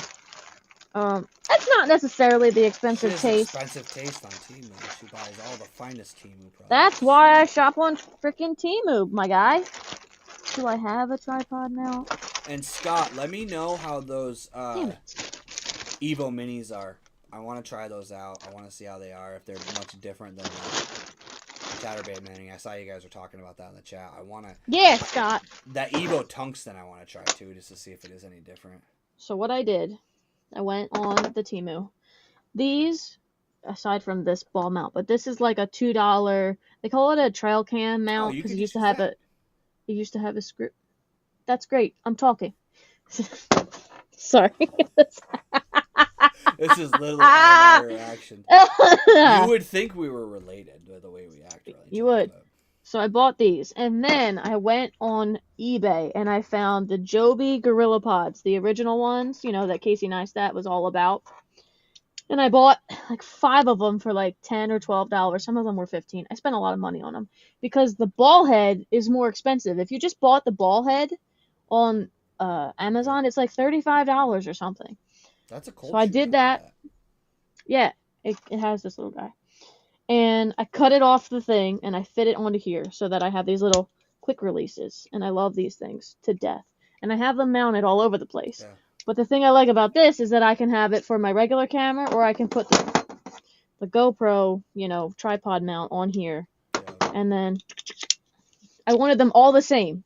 I used this style tripod head on my regular handheld tripods, and I wanted it in my bus too because I'm lazy and I get frustrated when I have to change stupid things. So if I can just clip it off and then put it in my handheld and go. Stupid accessories that I carry in a backpack with me. Ask Janelle. I have an entire backpack full of fucking like weird accessories so that I can get the shot. It's dumb. Yeah, it's annoying though. Like as fun as it is, I've got so many extras of these. It's annoying though. The other cool thing is, especially for the bus, with these little pieces. Oh my god, it's gonna take me a minute to get that off. Ah! Everything's fine. Ugh. This is what we do. We nerd out. This thing, the little, you know, the ball head that goes on the bottom, it has a nut in it, but you can pop that out and you can put like a self-tapping screw or a rivet, and that's how I attach it to the bus. So like you'll just see around the bus, you'll see these little ball heads, or they'll have, you know, the ball head in this thing, and it just made my life a bit easier. So just wanted to share that fun fact, but I haven't reinstalled them. Can you see the one behind me in the bed? No, you can't. Anyway, but it has a phone holder on it. Do we want to know about the camera in your bedroom? Yeah, that's why I had to. That's why I stopped myself. Is that for a different social media channel that we don't know? No, it's for when I want to watch Netflix or something. So it's literally just a really shitty phone holder. This is the relationship we have. Is I can make that comment and she just completely rolls with it and just ignores the comment. Yep. So I have one of these mounts with a phone holder, and if I wanted to like mount one right here and I wanted to eat breakfast, and I mean sometimes I have the laptop, but sometimes I just have my phone and I just want to watch Netflix on my phone. Or if I want to film, my cooking area is gross, but I have one right here for, you know, overhead shots of like me cooking. Matter of fact, that was actually the angle we were essentially doing when we did the podcast in the bus, was that one. Yeah. So I have a bag. And some of them are going on the outside too. Like I have the sticky mounts for the GoPro. These, not so much, but like for the GoPro itself. And then I've drilled some holes, and I'll rivet those, or I'll self-tap them. I actually prefer riveting. I'll rivet them to the outside. Works great. Works great. You can look. You see the rivet. So you said you're fishing Saturday. Where are you fishing? I'm fishing that same snakehead spot that everybody loves. My cousin hit me up and he was like, yo, you want to go? And I was like, yes. Are you fishing all day? Yeah. Because I'll hit the water. I got to look at Bobby's rules, but I don't think there's any rules about when I hit the water. I just can't fish till 8. Or I can't catch fish till 8. But my plan is to hit the water. I want to be, for the first time in the Jigs and Big Slot Series tournaments, I want to actually be on the water, because it seems like every time I've always ended up getting there late. Last year it sucked because for some reason the service was weird, and I actually had to leave an hour before the end of the tournament. Oh yeah, because you had to submit. Because I didn't have any freaking service to submit fish, but the Strike King tournament's pissed off at me because when I was fishing on Sunday, I actually took a picture of my leg and submitted it as a fish in one of their tournaments because I just wanted to see if it would submit. So they got this they got a 12 inch largemouth bass. It's just like my thigh. Oh shit! Because That's I was just funny. like, you know what? I just need to submit something just to see if it'll go through. Because I found out that out by the island on my home lake, for some reason I had service out there. So I'm probably gonna have to catch a bunch of fish. Essentially, where I'm gonna be fishing is where we set up ice fishing. Oh, okay. That's where a lot of the littler fish hang out. So I'm gonna be basically fishing there, and basically catch a bunch of fish, and then run out and submit them, and then run back in and catch some more, and then run back out and submit them. Because I hate sandbagging. Like, I don't want to be sandbagging and just can't submit the fish. So I feel like I'm being a jerk because people are like, "Oh, I'm winning," and then I submit 10 more fish, and then they're like, I don't have the brain power to intentionally sandbag because I will forget, and then I'll be pissed that I spent the money. Sandbagging doesn't work against me because I don't look at the scoreboard. I don't want to know the score. Oh, I don't. Yeah, that's not. Yeah, I purposely won't check it, so I don't even think about like doing it to someone. Like, I want, if anything, and this is where an ego statement comes out of my mouth, I want to demoralize my opponent by submitting all my fish. Like, I want them to feel like they've been beat. I don't want to like make them feel like they could win and then beat them. They've been beat. Like, I want to make them stop fishing because they look at how many fish I have, not like, oh, look, I'm beating this guy. No, fuck that. Yeah. Apparently, I need more gorilla pods because I have 2 here with the tops, and then I have these 2, technically 3. Grr. You have more adapters and shit than I do, actually. Because I buy them in bulk on Temu. Well, combined with the fact too is I forget sometimes. Like, I overpack for sure, but I'm not. Overpack. I'm also not 5 hours, 10 hours from home. Yeah, I am. So you everything's don't have got the to option to like go get like you can't run back to the house to grab your camera and your auger battery like I can. No, I cannot. I thought for sure you were gonna punch me when I came back because we're trying to set up and I got no battery, no cameras. I was having a good old time. We're fishing the tubes when you come back for ice fishing. The tubes! Okay, did we show the people the picture? I don't want to. Oh my god, you're such a pussy. It's I don't want to piss off I don't want to piss off the person that owns it. Oh. We could lose access to that. Can we edit it? Oh. Kinda, but they're still gonna know it's theirs. Alright, then that's we won't why do that. I'm sorry. I would show it. It's not a fear of wanting to not show it. It is I don't want to make that person mad because that is a very convenient. No, it is. Spot. I can get on that train. I guess I support that dream. That's probably honestly going to be the first place we ice fish in 2026. That'll probably be the very first place we go. We're going to get those big shiners too. Big sons of bitches. You know what they caught that big one on was a fucking bluegill. They were using like bass EWG hooks and bluegill. The fact that they were using EWG hooks, and I know why they were, but I just wanted to smack the shit out of them. But I know why they were. It's smart. It's just it looks so fucking stupid. Yeah. Sorry. I actually caught a couple of pike like a week later that had those hooks in them. That I had to like take the hook back out. About a week ago. So they must have broke them off. Probably. Yeah, those I love this. Pike in there, though. 17 pounds. That was a big pike. That was stupid watching that come out of that hole. It was insane. But that's what's cool about, like, that's where, like, I feel like the more I talk to people like you, that sounds really fucking bad, but, like, the more I talk to people from outside of my area. Okay, there you go. Like, I realize how spoiled I am because I have a lake like that 20 minutes from my house. I have another lake that I can catch 5-pound largemouth 20 minutes from my house. I have Lake Bombazine, which has big smallmouth and largemouth, 30 minutes from my house. Like, I have a lot of, like, really good quality fisheries not very far from my house. Right. And then I find myself traveling to Maine and New Jersey, and it's like stupid. Like it doesn't make any It's sense. not, but it's not stupid though, because it's like it's part of what you like to do. You like to travel and challenge yourself and fish new bodies of water. Yeah, That doesn't mean like people in Texas travel to where like travel true. places. Yeah. I mean, what do you and they've got, 10-pounders, they're catching 7-pounders. To us it's like a dink. That's Like, my goal, though. That's true. Like when I go to a new lake, there's nothing more fun than going to a lake you've oh, never and fished fucking before nailing it. and nailing a fish. Like even one fish, and it doesn't even have to be a monster. That's It's my just like goal. I accomplished. Yeah, That's my goal. and is it? You're like me, probably in the sense of like it's like a weight off your shoulders too.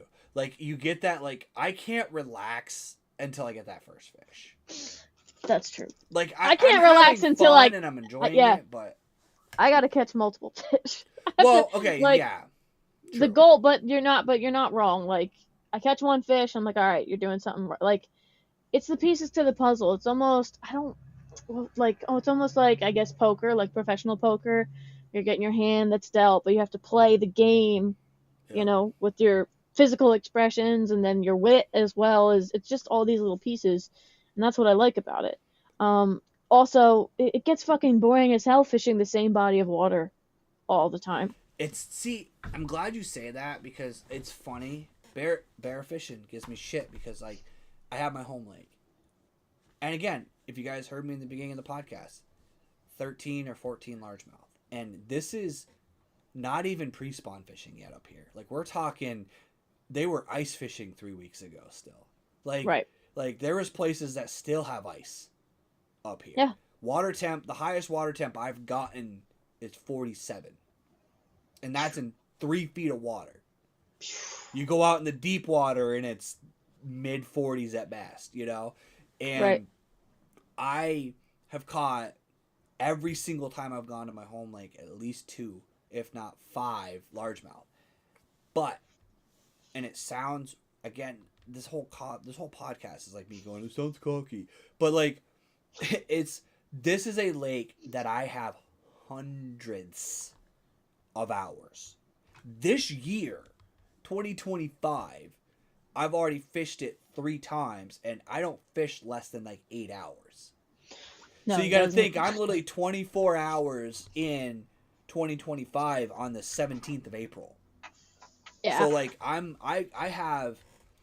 I literally am at the point where I don't even need my fish finder. I can go, there's 12 feet of water. Like, Janelle was getting irritated with me because I was actually being like a smartass. I was like, yeah, I caught a pike right there, and there's 12 feet of water right here, but there's 8 feet of water over here. There's grass flat right here. Like, I don't even need chart plotter. I can give you the full topography of that map, that whole lake, especially that one half, to the point where I can literally go to that lake and say, okay, if the fish aren't here, they're here.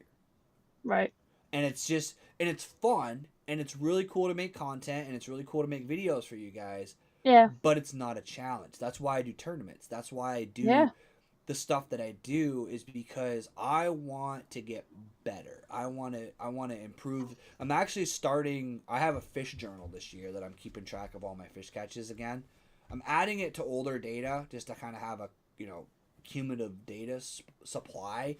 But I'm literally measuring every fish this year. And if I don't measure it, I'm kind of just putting it in as 10 inches, which isn't even minimum. I just feel like it's a good trade-off. Like, if it's small enough, then I'm like, it's just 10 inches. But at the end of the day, I'm trying to be more analytical about how I fish. And it's not really for the content side. It's really for I want to get my average up. Like, I want to be able to say I can go to a lake and catch a 15-inch average. I'm not looking to catch, 20-inch average. I'm in Vermont. That's not easy to do. There's some lakes that just don't have those. There's a 10-pounder in every lake. I'll tell you right now, there is one. You're probably not going to catch it because it got to 10 pounds because it knows how to avoid us.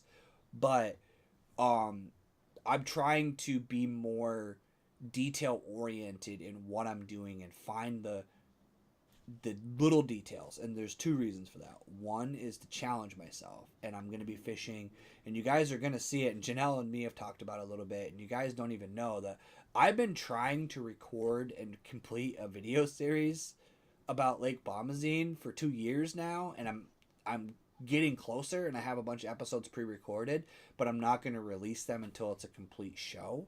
So it's going to be a little bit weird for some of you, because those of you who follow my channel, you're going to be like, oh, look, he's in his old town again. Why the hell is he fishing? That's because it was filmed in 2024. But I'm trying to like challenge myself more and get better at fishing techniques that I don't know. One, so I can teach people how to do it better. But also, I'm trying to challenge myself more because it gets boring just catching fish. Like, I want to be better overall. Yeah, I get that. It's I just get how that. I am. Are you putting the dates on your videos? I'm not. And the reason for that is, and I'll be honest, some days, some videos are not in chronological order that you guys see them in. For the Right. simple fact that there is times where, as a matter of fact, just to give you guys perspective, up until the last 2 videos on my channel, every video you've seen this year was filmed last year. No, I mean for your series, like for your Bombo So I'm actually thinking series. about reworking some of those. So I already Okay. made them; they're already uploaded. But I'm thinking about doing some more detail on them, and Okay. essentially what I'm kind of doing is I'm going to give you guys on the live a little bit of a preview. Is that series is more like a TV show. It's not really my normal style of content. It's more like watching a weekly TV show, and I'm kind of considering this year's filming like season 2. You ever be expecting flavor and you realize that you just put water in a fucking Propel bottle? I've done that. Ugh! Ugh! This is Gatorade, but it's also half water because I topped it off. Yeah, Cheers. see, you don't think that we're like mentality.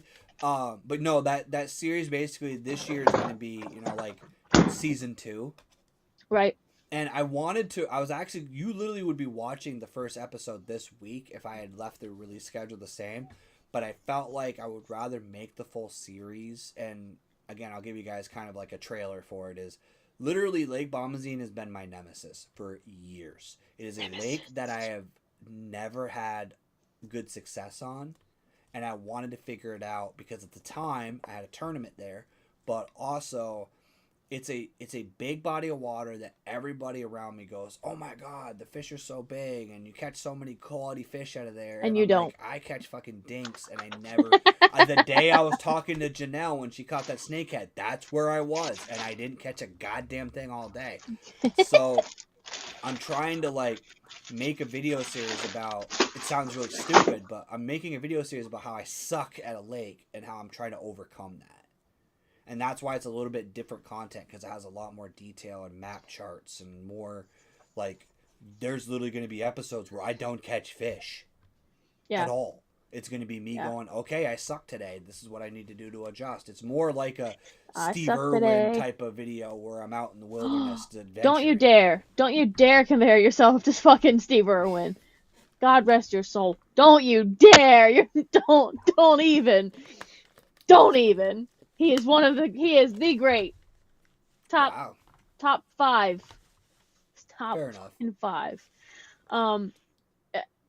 Here's the thing with like content and all that. It's like you don't have to justify what you make. You feel like you do, but you don't. Okay? Like if you film a video and it's mundane to other people, but for you it was a good day, it was a good time editing it, you like what you made, freaking put it up there. Who gives a shit? Well, And if it was a day where you were rocking out, then Yeah. that's good too. But it's storytelling. It's what we're doing as creators. We're telling a story. So whatever happens in the video is what happens. Yes, it would be epic to be like, biggest redemption ever. I've conquered this, blah blah blah. Yeah. I might do this whole bike thing and literally not even get a mile in and be like, Right. not for me. I failed. But that's it is what it is. Like you don't That's know. what kind of makes fishing great, though, if you think about it, because like that's where my biggest thing about fishing this year is I wanna. It sounds really stupid. I'm going to make it a goal to not fish my home lake as much. So the That's a places good that goal, though, the for you, places, the especially. times that I would default, like you guys don't even understand how many times I fished that lake. And if you've been a longtime viewer, you'll start to see the same camp in the background, the same island, the same like it's a lot. It is a lot. And the problem is it's like, man, I don't know where I should go this weekend. I go there. I'm trying to force myself to default to Bombazine and learn it Okay. instead of defaulting to my home lake. And the reason for that is because the only way, kind of putting my teaching hat back on, the only way to get better at fishing is to fish. I would love to pretend to tell you that you need to watch all of Binya Outdoors' entire catalog of videos and that's going to make you a better fisherman. Watch all of Tactical Bass and it's going to make you a better fisherman. It's going to give you information. It's going to give you knowledge. But the only way to get better at fishing is to cast a hook bait, bring it back, and cast it again. And just it's building that database. I'll tell you right now, I think that is the layout to be successful in anything. You can't watch 10,000 hours on welding and think that you're going to be able to go put a ship together. True. You're not. You got to do it. You can get all that knowledge and you can see the visual aid, but if you're not boots on the ground, you're not getting anywhere. Like that's part of it. And I think that's very good for you. And that's like that challenge for you this year is good. Like for me, the Snakehead Lake, I only fish it early spring, and I'm only gonna. I really like being on the water when there's not a lot of people. If there's like one or two people on the lake, I'm like, I'll deal with it. Because my bodies of water aren't that big. And it's like, I already know that they're being pressured. I'm trying to go on a day where they're not being pressured and I can kind of, have my time. Yep. But like once the tournaments and all start, like I stopped fishing that lake. Yep. I bop around, but I stop. Like my bank fishing spot that I've always fished in the spring, I hit it once this year with my brother, which was like a very rare occurrence. And that's probably it. Like I had the kayak, so I should talk to my boy Maine and have you guys should meet up. Okay, is this the guy that lives here? He lives in northern Jersey. Yeah, he's Mainstream Fishing is his actual channel. He has a podcast and everything too. Okay. You guys, I should get you guys connected because you guys could probably meet in the middle and fish a little bit because he fishes a bunch of like random places like throughout the state and stuff. So well, like I said, this year I really wanted to explore New Jersey a little bit. I feel like I need to kickstart that. Like this weather is not putting me in the mood to want to explore, which is annoying because it's like. Scott Vermonter was saying like waters are still cold in Vermont. Like if you got water temps for me, Scott, put that in the chat because I'm kind of curious. But I've been wanting to go down that way. Like I said, there's Somerset. There's a couple of ponds down there. I've been like debating on. There's a few places, but the problem is some of those ponds down there are like 60 acres, like the size of Burr Pond when we went there. Yeah. They're like that. So to drive 3 hours to fish a pond that small, like that's where the cap kind of came into play. Because if I'm going to do it, now that I have 3-day weekends, I could drive down there on a Friday morning and fish 2-3 of those ponds, stay the night, come home, and then make it worth the journey. Right. But the thing is this year, and everybody hears New Englanders bitch about the weather. It's kind of so fucking cliche. It's unbelievable, but it is true. But this year, literally, it could be 70 on Monday, and you wake up to an inch of snow on Tuesday. It's been really bad. So it's tough because it's not the conditions that stop me from fishing from here until November. And I'm actually planning on trying to fish right up until deer hunting. And honestly, if I'm still catching fish, I might not even deer hunt and just fish. But because my native doesn't get water in it like my old town used to. So, yeah, that's a big nice. factor. My feet aren't cold. But the fact is, I fish 3 days a week from now till November. I don't give a shit. Short of an El Nino, I'm hitting the water. Or I sent Hurricane Janelle Sandy. videos from Sunday. He said, "Would you fish it?" I was fishing in 2.5 foot waves on a small lake, and I was pedaling into him. I was riding him sideways, sitting sideways in my swivel seat, just casting a chatterbait and slow rolling it and loving it, giggling the whole time. Like Yeah, I'm that's the best stupid. part. I'm stupid and not like I'm safe about it to an extent, and I'll admit I'm not the safest. Like I don't have a dry suit. I don't have all the stuff that I probably should have. Right. But the thing about my database of lakes in the area is that if there's a 35-mile-an-hour north wind, yeah, I'm not fishing Champlain. Right. But there's 3 lakes around me that a north wind, like for example, Saturday, Jigs and Bigs tournament. Forecast is 32-mile-an-hour wind gusts with a sustained wind of 15 miles an hour and rain.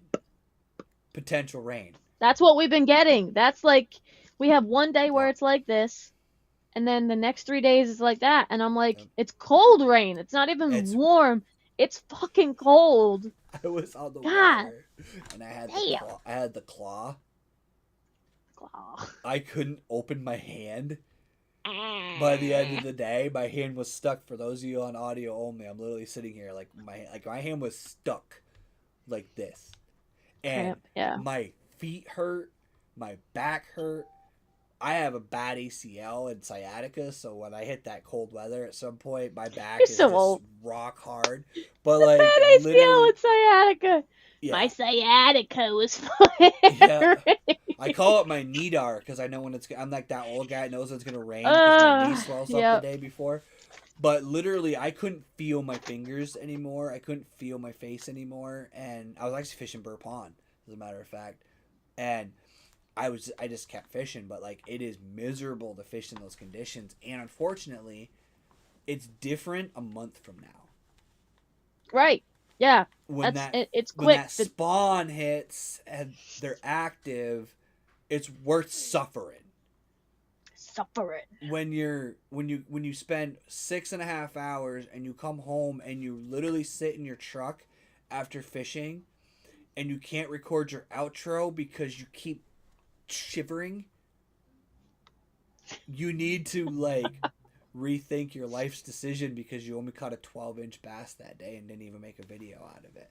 So like, but that's the thing is, from here till November, I fill a like 365 fishing season from April to November. Yeah, he's working like a full 9 to 5 on the water. That's basically the amount of hours he puts in. Literally tomorrow, I'm leaving my house at 5:30. Gonna be on the water by 8. Gonna be fishing with bear fishing until 4. He's leaving at 4. There's a possibility if we're catching, because this has smallies and largies. Oh, nice. It's a dual lake, and it's fairly small-ish, but it's got a cool makeup because one side of it's all grass flat with like pads, but then the other side is all sand flat. Right. And ledges, so you have a little bit of everything. If they're biting the whole time, and he's got to go back, fucking hell, I may not go back with him. I may fish even longer. And the thing is, then Saturday, I'm going to be fishing 8 to 4 minimum because I've got to beat Brody. I've got to beat him. Apparently, it's supposed to be 76 in Central Mass, so he's going to cheat. Supposed to be, we're getting like 42 degrees on Saturday or something, and then 70 degrees on Sunday. So I tell you what, Brody, we're gonna do a bet right here on the podcast. If you beat me, I'm gonna bring you on to talk about how he beat me. Episode after, just to come on and laugh at me. You don't even have to stay for the whole show. You can just come on, talk some shit, and then we'll boot you back out. You can literally come on, or even send me a video of you trash talking me, and I will air it on the podcast next episode. So we'll do a little bet. All right. That's great. I'm gonna enjoy that. Brody's a cool kid, and he's really. I had him on the show, and he's like pretty smart, like, which is another weird that was a weird conversation to have with a 12-year-old. Well, so the first thing I did as a parent, I have the respect of, I made Brody have his mom contact me, and I was like, I want your mom's okay. I know he posts TikToks and Instagrams, and he has all kinds of content out there. So I figured it was all right. But I was like, hey, look, I'm a 38-year-old dude asking to have your kid come talk on the internet. It's a little I'm weird. listening. So I'm in a like, I ghetto wanted to parking make lot, just sure so there y'all know. wasn't like some weird like thoughts about like what my intentions were. So I was like, I would like to just have a conversation with your mom to make sure it's cool. But talking with Brody, like Brody knows a lot more than I ever did at that age about fishing techniques and thoughts and processes. And what do you got neighbors? 1 second. I think Janelle's got some I neighbors. have to turn my lights off. I don't want to fucking be seen. I think she's attracting some locals. Is somebody whistling? So, yeah, that's... What the fuck is going on? Okay, so... I'm in a very ghetto town. And it is after hours. I think somebody wants to see if Janelle wants to buy some little baggies or something, I think is what's going on there. No, I just hear like teenagers being fucking stupid, but it also sounded like they were arguing. You know how you can't tell anymore, like nowadays? Yeah. At least I have my my Berna up there, my pistol, so it's fine. Yeah. Whatever, I don't know. I almost got in trouble at work today. Why? Oh, that's so stupid. My redneck ass should not be working in a professional office environment. Oh. So we had a fire drill today. They do this sometimes. So we went outside, and the CEO was kind of going through, what we should have done, because we've never had one of these before. So like a lot of people don't know what the rules are. I'm listening, but if you want to watch me possibly get murdered, I'm just gonna. Yeah. The fuck am I You hearing? are now seeing the front of the bus. So you guys are getting a tour, one podcast at a time. I don't know where they are. That's what's I can hear them. Yeah. Wait, hold on. I see them. They're probably sitting on your platform back there. They're in a car. Oh, they're driving. 40. They're in a car. It's like 6 boys. They're boys, ladies and gentlemen. They're boys. Oh, and now they're speeding. Okay, cool. No fight. Nobody died. Perfect. Sorry. Oh, you're all good. It's just like Bobby and mine's podcast when we were at the boat ramp, and we're like, there's some fucking dudes at the boat ramp. We should go check this out. Why did our power go out? Yeah. Yeah. The whole campground lost power. Yeah, the whole campground lost power, except it was just Janelle's bus, and it was Binya. Because Mike, but no, yeah. So the CEO is going through all this stuff. Like, okay, so in the event of a fire, we're supposed to actually bring our laptops out if we can, so that we can work remote. Like that's how. Like our actual employee handbook says that in the event of a nuclear attack, we're supposed to bring our laptops home in case we can work remote. Like it's hardcore, but what the part that I almost got my redneck ass in trouble was he goes, and you guys may not have read the entire employee manual, and you may not know what to do in the event of an active shooter. And I go, I look at John, my coworker that I've known for like 20 years, and I go, lock and load, baby, lock and load. And the CEO stops and looks at me. Now, Grant, he's a redneck too, so he looked at me and smirked, and he goes, "You guys need to read the manual on what's acceptable behavior." Because I'm literally talking to John on the way back to the building, and I'm like, "Yeah, I'm running to my glove box. I'm grabbing the handgun, and I'm going to try to save as many of the employees as I can in the meantime." And then I walked up to the CEO, because that's how cool of a company I work for, is I walked up to the CEO and I go, "Hey, so you said we're going to be possibly doing drills of emergency situations, right?" And he goes, "Yeah." And I'm like, "Can I use a Nerf gun and be an active shooter?" No, like, can I run around my office and just like start tagging software developers with a Nerf gun? You know how fun that would be for me? But that's the thing, is that's how redneck I am. Is like my first instinct when he said, "Do you know what to do in the event of an active shooter?" I'm like, lock and load, baby, because I'm in. Put me in, coach. Like I live in a stand your ground state, baby. Like there's no permits, there's no concealed carry here. You can have dinner with your AK-47 on the table if you feel so compelled. It doesn't really matter here. So like, yeah. Now down by you, there's a whole different subset of rules on that shit. But half of Yeah. the stuff I own, I'd be a felon if I brought it with me to your house. But Yeah. there's a lot of Yeah. matter of fact, there's that bridge I was talking about in New York. If I cross that bridge with my handgun in my glove box, I've committed a felony at that point. Like, you got to know these rules, but These kids are just like joyriding through this parking lot, beeping at each other, screaming at each other, doing like burnouts. so the other day I went to It's Walmart. great. Completely non-fishing topic, but you guys seem to enjoy listening to us banter, so we'll keep going. Yeah. I pulled into Walmart and there was like kids like sitting in the back of a pickup truck drinking at Walmart, and I was like, this is the most Vermont fucking thing I've ever seen. They Well, I were told drinking you. out of paper bags, like it was like straight up like Was it you that I called and told you that those teenagers were making out at the boat ramp and I had to Yep. have them move? you had to move so you could launch your kayak. Yeah. Well, they were okay. So like this, Yeah. it was funny, and I was like, "Good for you guys!" Like, I'm glad that you young kids still do this shit. But they were parked in the boat ramp, and it's really there's only a spot for one car, and they were facing the water. And so I like pull up on the side and I do my thing, and I see him, but I didn't see her for a while. I get out and like I saw him, he kept like leaning over. I thought he was just talking to someone. And I finally realized there was a girl with him, and I'm like, Yep. oh my god, they're kissing. And then finally he was like, do you want me to move? I was like, if you could, like, I don't want to ruin your like makeout sesh, but It's like that get the day, fuck It's off. like that day I called you for the fucking sailboat. Yeah. We've had a lot of weird situations like that. So for those of you who didn't see the short and the videos I posted, I came back actually filming one of the episodes of that Bombazine series. I came back to the boat ramp and I kind of started to pull up, and there's two specific launches on this boat ramp, one on either side. And let's say the premiere version, the actual boat launch, The premiere, there's like yeah. a kayak launch on one side and then the actual boat launch on the other side. There Right. was a fucking sailboat just tied off, like blocking the whole ramp. No one in the parking lot. There was two trucks in the parking lot, mine and the bass boat that came in behind me.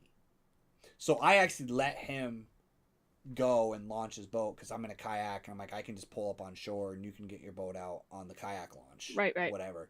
So I called Janelle. I filmed it because I'm a content creator, and I'm like, look at this inconsiderate asshole, because we have a mutual friend that has a segment called "Fuck That Guy" on his Fuck podcast that guy. that I wanted to submit it to.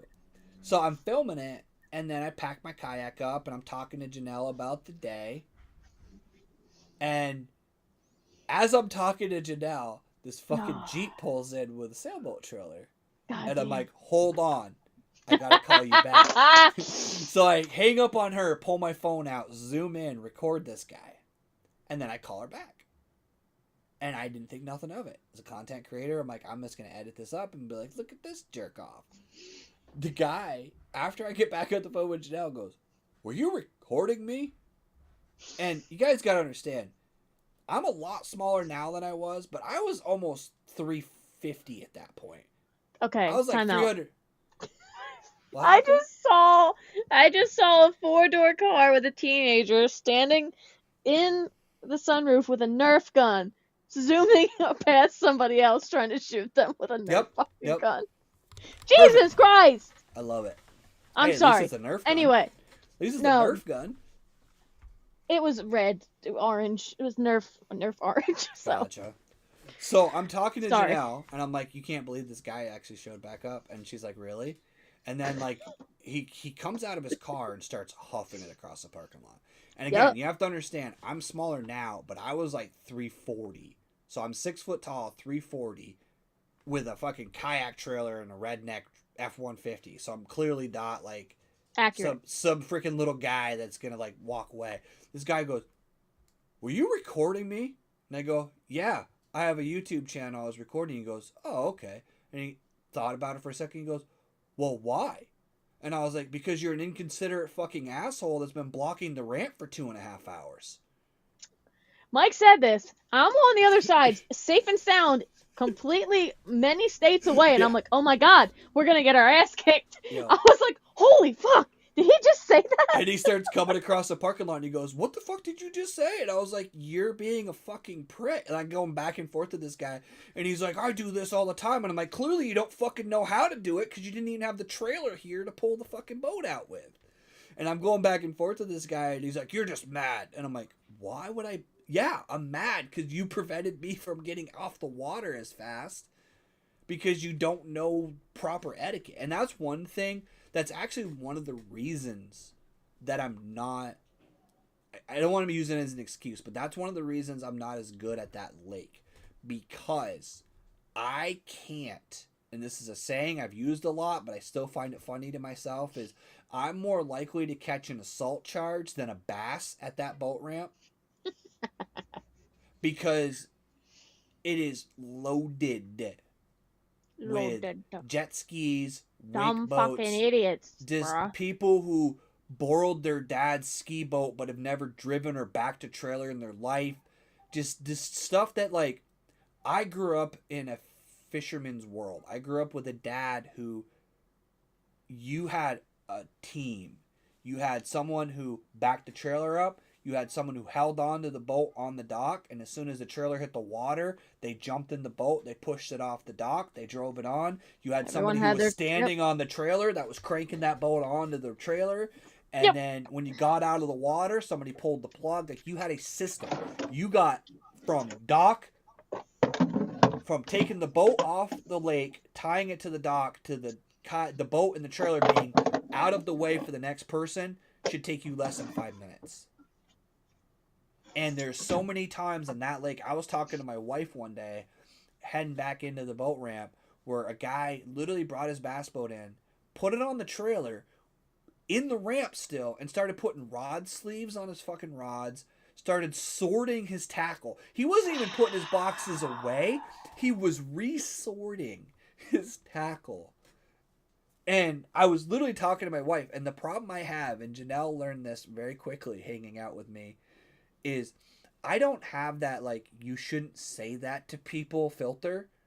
So, like, I'm literally standing in the boat. I'm sitting in my kayak waiting, and my wife's like, "Hey, how long do you think till you're going to be home so I can cook dinner?" And my brain, my ADHD just turned the volume up in my voice and go, "Well, as soon as this fucking asshole stops packing all his fucking gear like a Sally and gets the fuck out of the boat ramp, I'll be happy to come home to you." And then he stopped and looked at me and goes, "Oh, I'm sorry." And I'm like, dude, like, I don't care if you do that in the middle of the parking lot, but especially in Vermont, our ramps suck. Yeah. You can get one boat, and sometimes not even that, max, in and out of the boat ramp at a time. So get your shit, get out of the water, and I'll tell you right now, and Janelle has seen it, my kayak is over-rigged. Unnecessary amount of shit on my kayak. Accurate. But I have a system that I know my kayak gets tied to the shoreline away from the ramp, so if somebody needs to actually get in and out while I'm walking to my truck, they could, and I'm not even going to even squabble with it. Fine, I wasn't there, you can get your shit out now. Right. My kayak gets kicked back into the water with a rope. I pull it up on my trailer, and my wife's looking at me through the door, and my ADD just kicked in. And then I'm out of the water, and then I pack all my shit up over in the corner. She's gotta leave soon. Yeah. Hi. Hi. Bye. Bye. Hi, bye. Love you. She can't hear me. Come on, Rem. Oh, Remy! There it is. She shit on the floor, by the way. What? Oh, what a lovely girl. What was that about? Well, I was sleeping. Nobody was giving. Look at this dog. The unofficial mascot of Being Outdoors. She's so cute. She's so sweet. I just wish she would love me a little bit more, but she only let me once, so I get it. She's very, like, shy. Like, yeah, very shy. I said even get with it. my son, who lives here on weekends, she's very shy. Yeah. Like, yeah. So, but yeah, it's. But yeah, the boat ramp thing, that's one of the reasons why I suck at that lake, is because now that I have 410s, it's going to be better because I can fish it on Fridays. Yeah. Matter of fact, when you have your own schedule, and Janelle's more familiar with this, Wednesday is the best day of the week to fish. Tuesday, Wednesday are the best days.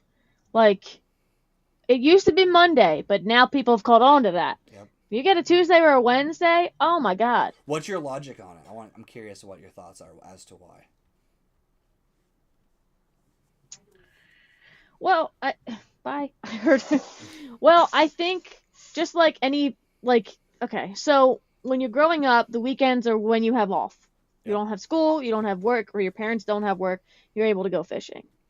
Um, when you get older, you subscribe to that, but then you get a tolerance for people. Just Yep. like when you're on the water, you want to be on the water. You're going out there to escape. You're not really going out there to have to deal with the bullshit that you've dealt with all week. Yep.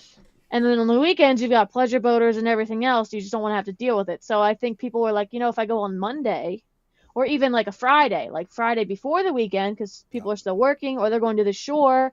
So maybe I have an advantage. I can stay at my home lake and I can fish that. But that started to catch on more because they were trying to beat that weekend pressure. So they went Yep. Monday, Friday. But now that has all caught on. So you have your tournaments on the weekend as well. You have tournament anglers, pleasure boaters on the weekend, Yep. the guys that are trying to beat you on Friday and Monday. But if you get that Tuesday, Wednesday, sometimes Thursday, but it's mostly Tuesday or Wednesday because, Yep. I mean, Wednesday's that sweet spot because especially if you take a vacation or if you're traveling for work, like they're going to plan it for the beginning or the end of the week. They're not putting you Yep. in the middle. So that's my logic behind it. When I went to 410, that was originally the schedule I wanted. I wanted to work Monday, Tuesday, have Wednesday off, work Thursday, Friday. And there's everything that she just said. There's a confidence factor on a Wednesday. Oh yeah, that too. I think it's the peace and tranquility of like having most of the body of water to yourself. And the other thing to kind of go with it fits, but it's just a point to drive home is on a Wednesday morning at 8 o'clock in the morning, just say sleeping in. Oh, it's the best fucking The feeling only ever. boats at that ramp are fishermen. That's true. Not people who fish. And I'm not trying to be sexist, anglers, whatever you want to call it, but like No, you're it fine. is people who fish. They're there Yeah. Wednesday at 8 o'clock. It is because they took the day off because they love fishing, or they're retired and they love fishing. Like Or they're prepping for a tournament or it is something. someone who is there who's serious about fishing. Correct. And you're going to stay out of each other's way, and you're going to have the code of conduct and the ethics of a fisherman, which is different than the lack of code of conduct and ethics from a jet skier. Sorry, but if you... They don't have a code of conduct. If you're a jet skier, I hope that your jet ski explodes. I just do. It's accurate. I've only been on a jet ski once in my life, maybe like twice in a weekend, and it was down the shore, on the ocean, not near people that were fishing. The only thing I hate more than jet skis is wake boats. I hate them all. Wake boats are the most unnecessary thing in the world. Okay, I can understand the appeal of like oh my god, water boarding, water surfing, water skiing. Jesus Christmas, it took me a minute to get there. Waterboarding sounds fun, and even that with an actual ski boat, right, that goes fast. I get the appeal of going fast. I get the appeal of doing that. I do. I really do. I won't buy a motorcycle because I know I would kill myself on it because I like speed and I like being competitive in everything I do. Yeah. So that's why I don't own a motorcycle. It's not because I don't like speed or don't think that's cool. What I don't understand is a boat. If you ever seen a wake boat actually driving in wake boat mode, they're only going like 3 miles an hour. They're just creating a gigantic It's wave. huge. It's ridiculous. And people who own those don't have any mental register that you shouldn't be 3 feet off the side of a 10-foot plastic boat that's trying to fish a lily pad patch and is anchored down. Like they don't have that register. No. So it and bothers me. That's where you have, like you said, fishermen who understand the code of conduct. You have people that know, like, versus someone who fishes. If I'm in a kayak and a guy in a bass boat is in a bay, I'm going to give him a wide boat. You fucking stay away from him. Yeah. You either go across or you go around him. And you go the other way. Oh my God. I had a John boat do that to me the other day. Yep. He had a trolling motor and they were coming up the bank that I was fishing behind me, but they were getting so close. I was like, the fuck are you people doing? Get away from me. Again, this was a Wednesday, but I was like, get away from me. Yep. go away.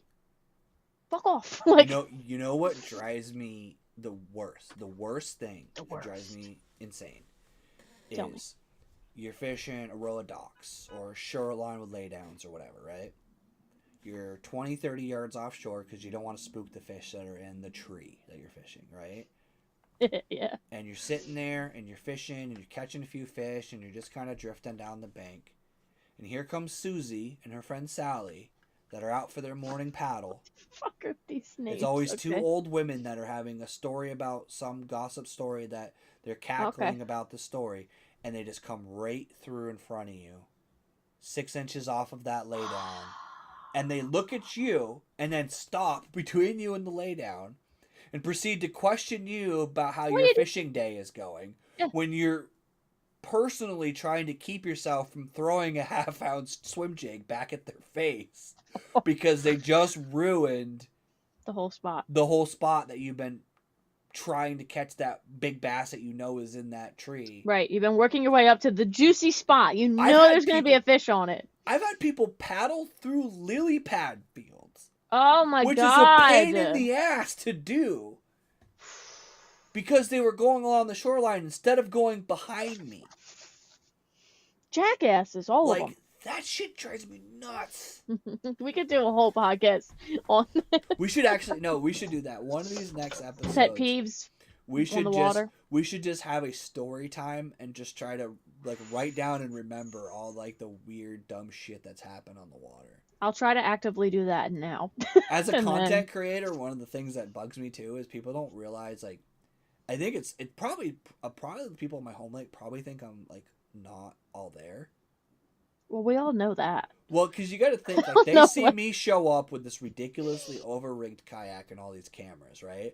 And then they hear me out in the middle of the lake. And for those of you who don't know this, and I'm going to explain something to you, It's funny. your voice travels a long distance over Yeah, water. you don't realize. So they how bad. hear, all they hear is me going out there going, okay, guys, so today we're using a swim jig. So I sound like I'm having a conversation with someone. I like swim jigs. Do you like swim Completely jigs? by myself in the middle of the lake. And then dead silent. And it's not like, there's not prompting. I will be fishing, and it was like kind of like that storytelling thing we were talking about earlier. It's like I'm fishing, and I'm like, okay, I need to put something into this video to make it a little bit better because this is kind of boring. It's just me Right. casting and not talking. So I'll be completely dead silent, fishing, listening to the loons, listening to the waves crash, and then all of a sudden, all right, guys, so what we're doing today is we're using it, and then I'm back to fishing. Yeah. So, like, anybody who's, like, I've had people in the background go, what? I can't hear you. And I'm like, I'm not talking to you. Okay, guys, so what we're doing today is, and then they get, I'm sorry, what? And I'm like, or one day, and this is the last one Oh. I'll leave the story with, is one day, Okay. I'm not even shitting you. 20 Okay. Well, plus please mile, don't. and you'll understand this too because you fished there with me. The island on my home lake. Yes. I'm Yes. fishing that. Just doing circles around it because that place holds a lot of fish. So I'm wacky rigging. And I'm fishing. And I'm talking to my camera. It's a little bit windy. And I'm talking to my mic. And I'm like, okay, guys, so what we're going to do is we're going to switch colors because I feel like the water clarity, right? And then I hear the national anthem. And I'm like, what the fuck is going on? And it sounds like it's being played on a violin. Because it was. It was. And My I'm God. like, where the fuck is it? And granted, I'm on a lake, so like Right. water sound carries, understand. Yeah. This dude was in a paddle canoe,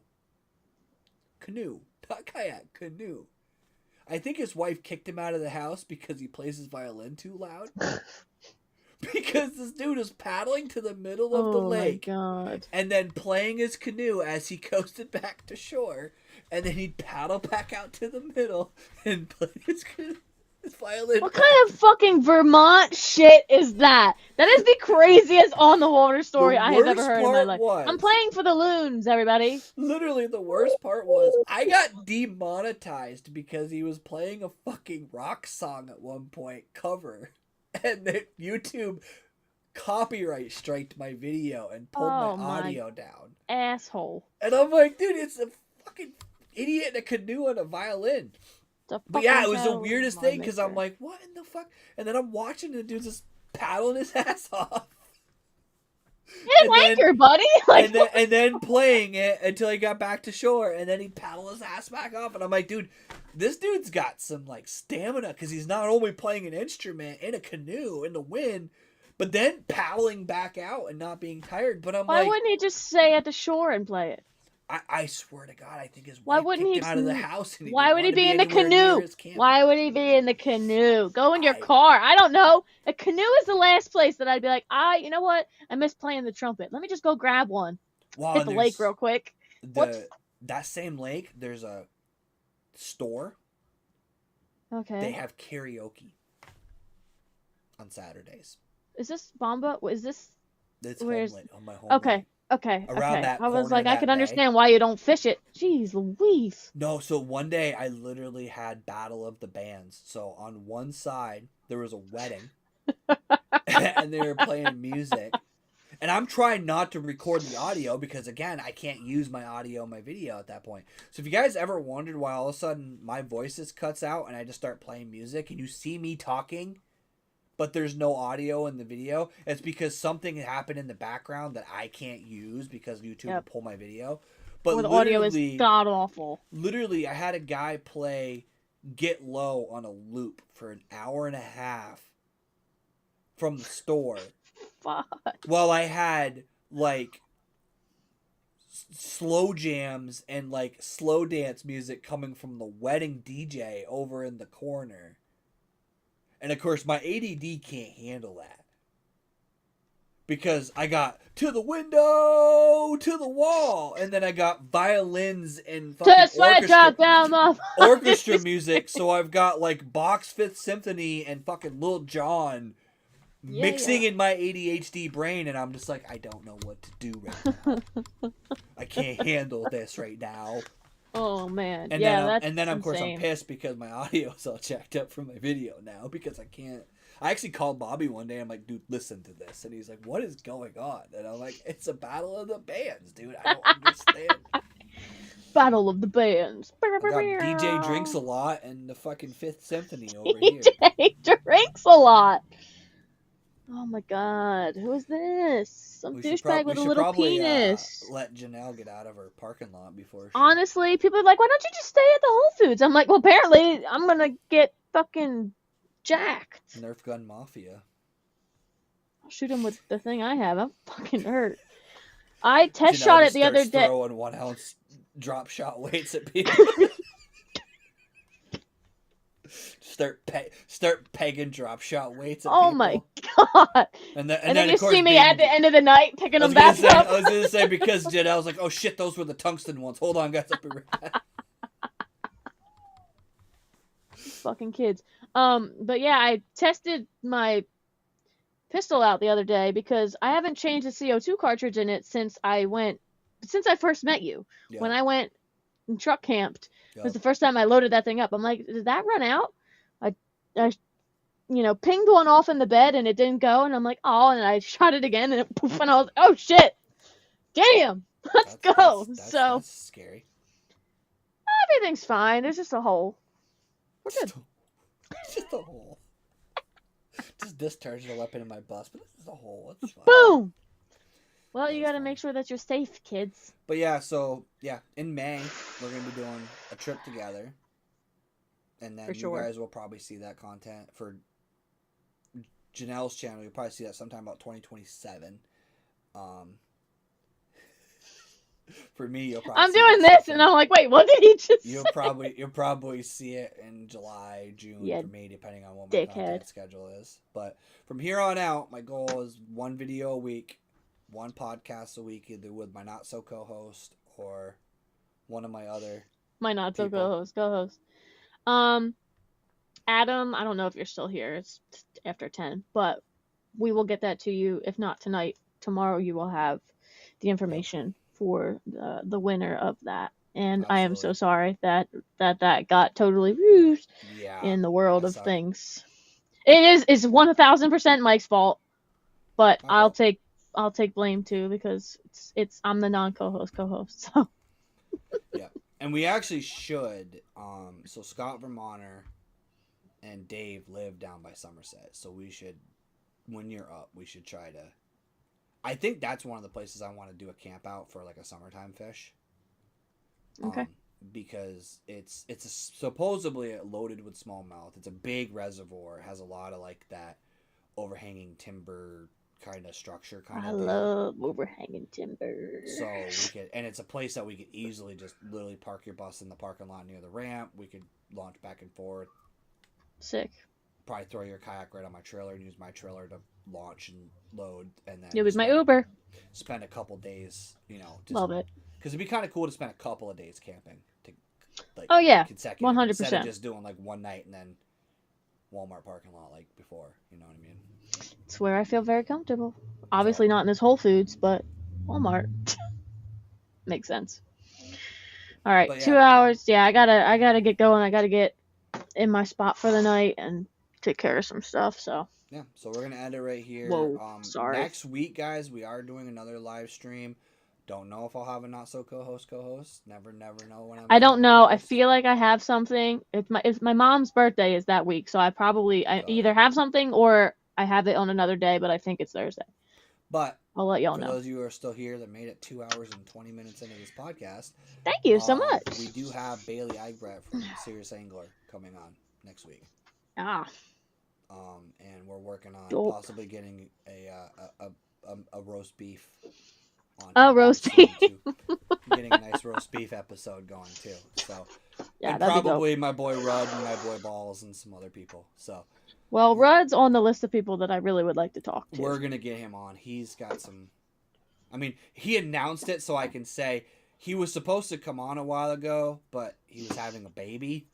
Yeah. So Congratulations, by the I was way. one of the few people that kind of knew about that ahead of time, but he was having a baby, so he's very busy as a parent. Understandable. Now. And he announced it, so I guess I can say it now. But he was actually supposed to be on that week, but then Yeah. that was kind of more important than the Spawn podcast. So Totally. we'll get him on in He another was. episode.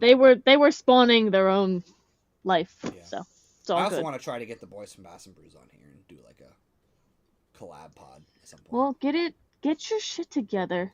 We're gonna get and- some guests on here. Come I on, gotta man. fill in all the spots that Janelle won't come on and talk to me. Exactly. She's too busy chasing Nerf gun kids out of parking lots at Whole Foods. I'm not chasing them. I want to get the fuck away from them. She's trying to chase I'll them. catch a felony or a misdemeanor, whatever the fuck, because I'm 30. Ugh. And if anything happens, it's on my hands. I can't wait to watch the news tonight. Today in New Jersey, a local girl was chasing young kids with Nerf guns. She was hitting them with a spinning rod, whipping them, saying, "You goddamn kids, Get off my lawn. get off my lawn and stay away from my bus." No one really knows what bus she was talking about. But yeah, Wow.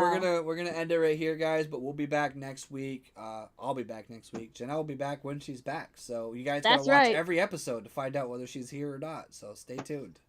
But we're Appreciate gonna it. end it right here, guys.